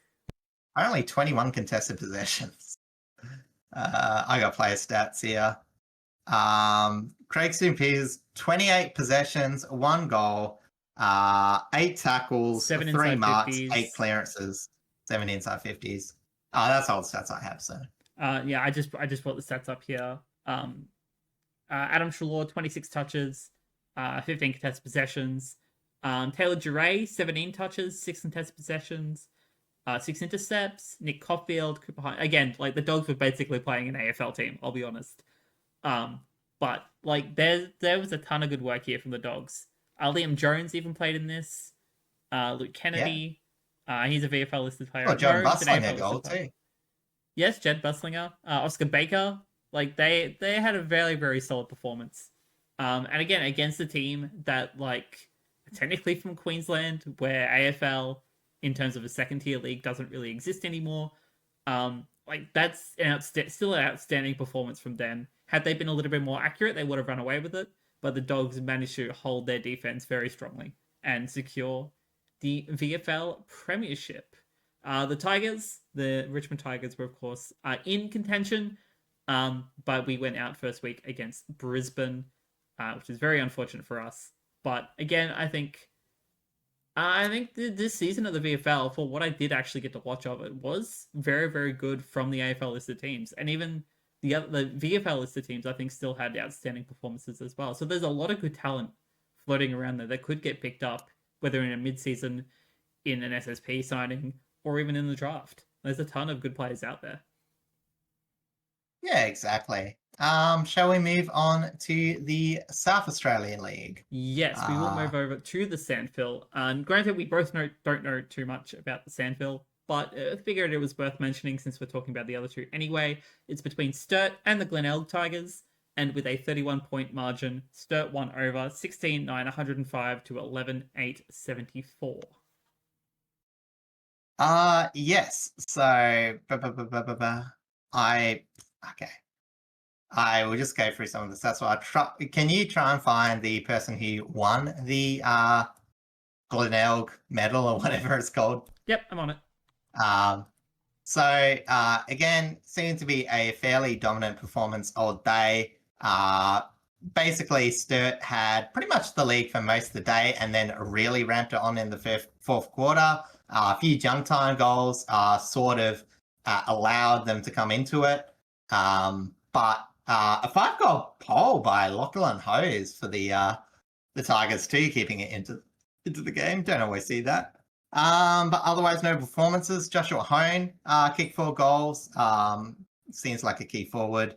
Disposals wise, Jared Lyons, former Brisbane, Adelaide, and Gold Coast player, 28 disposals, 2 tackles, 4 clearances. Tom Lewis, 9 clearances, 26 disposals, seem to have a bit of an impact. Tackle wise, Will Snelling laid on 14 tackles.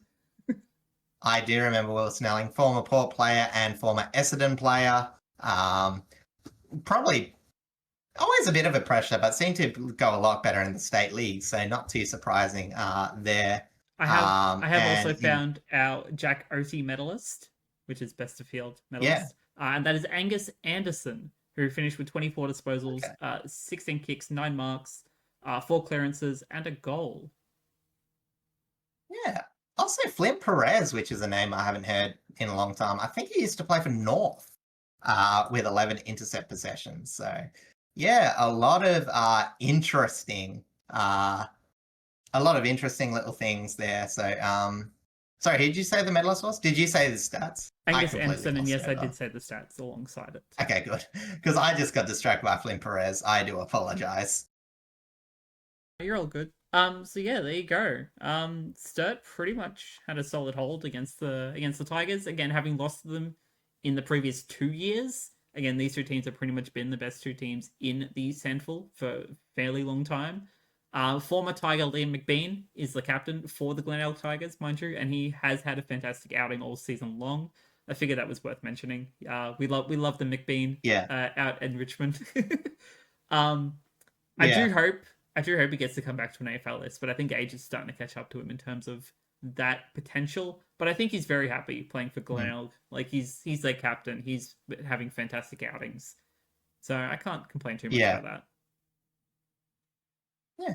All right. So final thing to do. Yeah. Wrap up a few weeks of AFLW. Yes, we're going to catch up with weeks 4, 5, and 6 of the AFLW cycle because it's going to run off. With a few quick little tidbits from each week.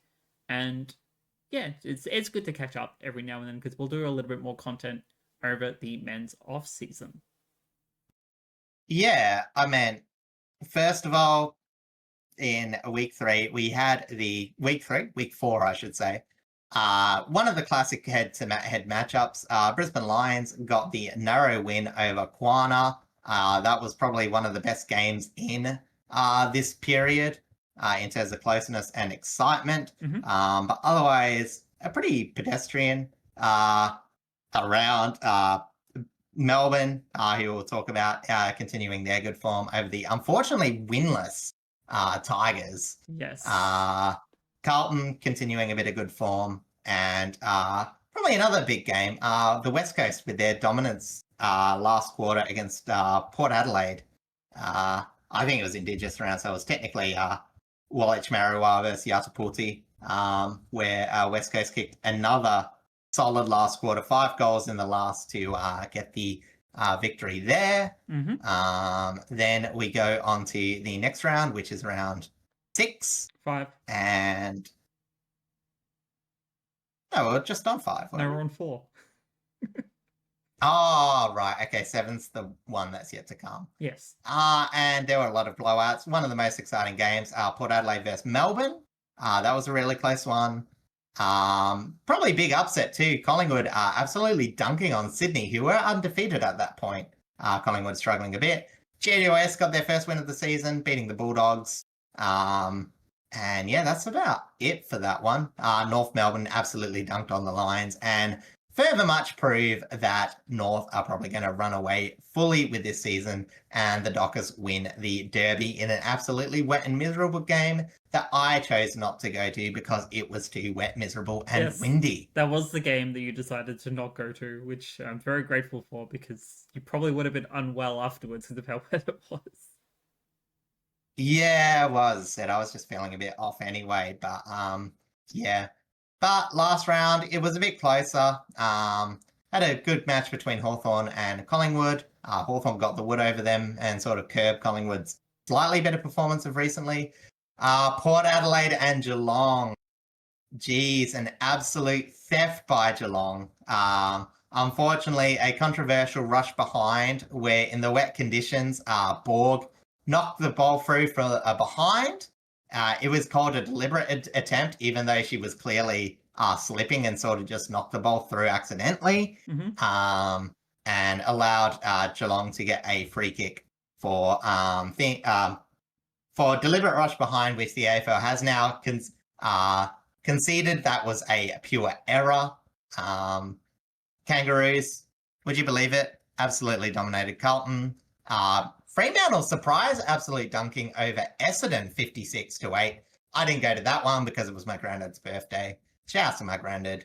And in a packed out Henson Park, GWS with a surprising win over Sydney. Sydney have now gone from a very solid start to a bit middling. They've cooled off a bit. Whereas GWS probably have 2 more wins than you would expect them to have at this point in the season. Melbourne turning into one of the biggest contenders. Apart from North Melbourne, absolutely dunked on the Eagles. And as you mentioned, St Kilda with the close one over Richmond. Yes, 7 points. I got to see this one firsthand. It was very close up until pretty much the final quarter where the Saints managed to kick away from us. We managed to get a goal to claw it back. We just couldn't break out of our defensive 50. Saints offense was too good for us. So I'm really sad that we do not have a win on the board as of yet. And despite the conditions, it was a pretty wet, kind of miserable kind of day. I had a good time. I had a good time at RCA Park down in Moorabbin. I hope that one day I'll be able to experience the AFLW at Hunt Road once the construction is all finished. But until then, I have to bounce around to like 15 different venues just to watch the girls. Yeah, exactly. All right. Do you want to head down the ladder just to update the viewers on how exactly this season shaped up so far? Halfway through. Yes, I can. So, with a clean run at it so far, the Kangaroos are sitting in first position, followed by the Demons, only a game behind, and Hawthorn, also a game behind. The Adelaide Crows are sitting in fourth on 16 points. The Swans and Carlton not following them as well at 5th and 6th, also on 16 points. Brisbane and Geelong rounding out the top 8 on 12 points, but they're very, very closely followed, also on 12 points, by the West Coast Eagles, St Kilda, Essendon, and Fremantle. Port Adelaide, Collingwood, and GWS bring up 13th, 14th, and 15th, all on 8 points. The Western Bulldogs and the Gold Coast Suns, with their singular wins on 4 points, and sitting at 18th position is sadly the Richmond Tigers. Not the worst percentage in the league, at least. Gold Coast absolutely dunked on and yet somehow beat GWS, who apparently, losing to them, made them realise that they could play better football and decided to win some games. Damn, who knew? So who knew? I mean, congratulations. Like, I do hope that they pick up a bit of form because they have been one of the more miserable teams in the AFLW. But as you alluded to, a big field of play for probably elimination spots. So 5 to 8 is up for grabs. Kangaroos should get top spots sewn up. Melbourne should be a top 4 team. Hawthorn probably should be. Adelaide probably should be. And then Sydney, things go their way. They might go for it, but I don't think so. I think that their schedule gets a bit harder. They should lose a few more games. And losing to GWS and Collingwood didn't do them any favours. And as for the team I support... Oh, sorry. Yeah, no, go for that first. Oh, as a team I support Freo, it's... Geez, I am thankful that they've won their last few games because they were looking absolutely putrid before that. even though that their start of the season was very tough. Looking ahead to round 7, are there any games that you would like to do a brief little preview for? Sure. I didn't actually look at that, but I can do that. I think the most exciting game will probably be looking at this. Adelaide Crows versus Sydney, 4th or 5th. Sydney's been out of form, so this will be the litmus test to prove if they are contenders or not. Otherwise, I would say Geelong and Hawthorn on Thursday night should be interesting because, again, Geelong, you don't really know where they're at this season. They've had a couple of bad games, a couple of really good games. Again, a bit lucky to beat Port, but a win's a win. And Hawthorn haven't lost a beat, but again, it's just whether they're up to the snuff of the really, really teams. So again, this will just be another feather in their cap if they're able to win this. But otherwise, it seems to be fairly lopsided fixturing this week, unfortunately. Yeah, which is unfortunate. 2nd versus 17th, 1st versus 11th. It's grand final week. Well, for the men's at least. So if you hadn't noticed, as I just briefly scrolled through the fixture, there are no games on Saturday because of the AFL Grand Final, but there are 4 games on Friday, and they're all in Victoria because it is Grand Final Friday. We get a public holiday for it. Thank you, government. We appreciate that very much. I apologize to the rest of the country, but it's ours. You're not allowed to have it. But yes, if you want to go check out, go on. What's the possibility of going from Casey Fields to Windy Hill to Icon Park to Whitney Oval? To be able to watch all 4 games at their start times, impossible, because Casey Fields is way down in the southeast by my hometown of Cranbourne, and Windy Hill is up in the the northwestern suburbs, which is over it's like an hour and a half difference to travel. You need a helicopter to make it. At least touch grass in each game. However, if you can do Casey Fields to Icon Park, that's probably only a little over an hour travel, and then you could probably go Icon Park to Whitten Oval over in Footscray, which is probably another 20 minutes depending on traffic. So it is doable to do at least 3 of the 4 games in a day. Will I do them? No, because I do not have the time. But if you're big into the AFLW, please feel free to go and check out majority of these games, because they're all held in Melbourne. Actually, the only games that aren't held in Melbourne this weekend is the Adelaide game and the Brisbane game and the West Coast game on the Sunday, which is very interesting. And 2 of them start at the same time. Yeah, exactly. As I said, unfortunately, with the fixturing around the AFL Men's Grand Final, I mean that it's a very condensed fixturing. But as I said, once that's finished, they should have free range of times and scheduling, which is good. Yes, because they won't have to schedule around the men's anymore. They'll be able to have free reign pretty much right up until the start of summer, when their season will end, the finals will happen, and then the girls will get their off season. But that does also. There's something I do need to mention as well. Go on. Just to shout out, Ash Riddell beating the AFL disposals record in the AFLW 34. She represents the top 10 disposals list 4 times, ahead of Ebony Marinoff, which is, I think, 3 times. Oh, yeah. So, as I said, the AFL have they're saying future AFL superstar, future AFLW superstar. It is clearly Riddell. At 29 years of age, she's a very mature body. Absolutely, solid player, and as I said, kicks goals as well occasionally. So, not much she can't do. As much as it is painful to see the Kangaroos have such a dominant side, if there's any reason to go down, it's to see Ash Riddell, possibly the new best player in the AFLW. I would expect her to win it this year. Yeah, I reckon. I reckon she's at least top spot right now in medal voting.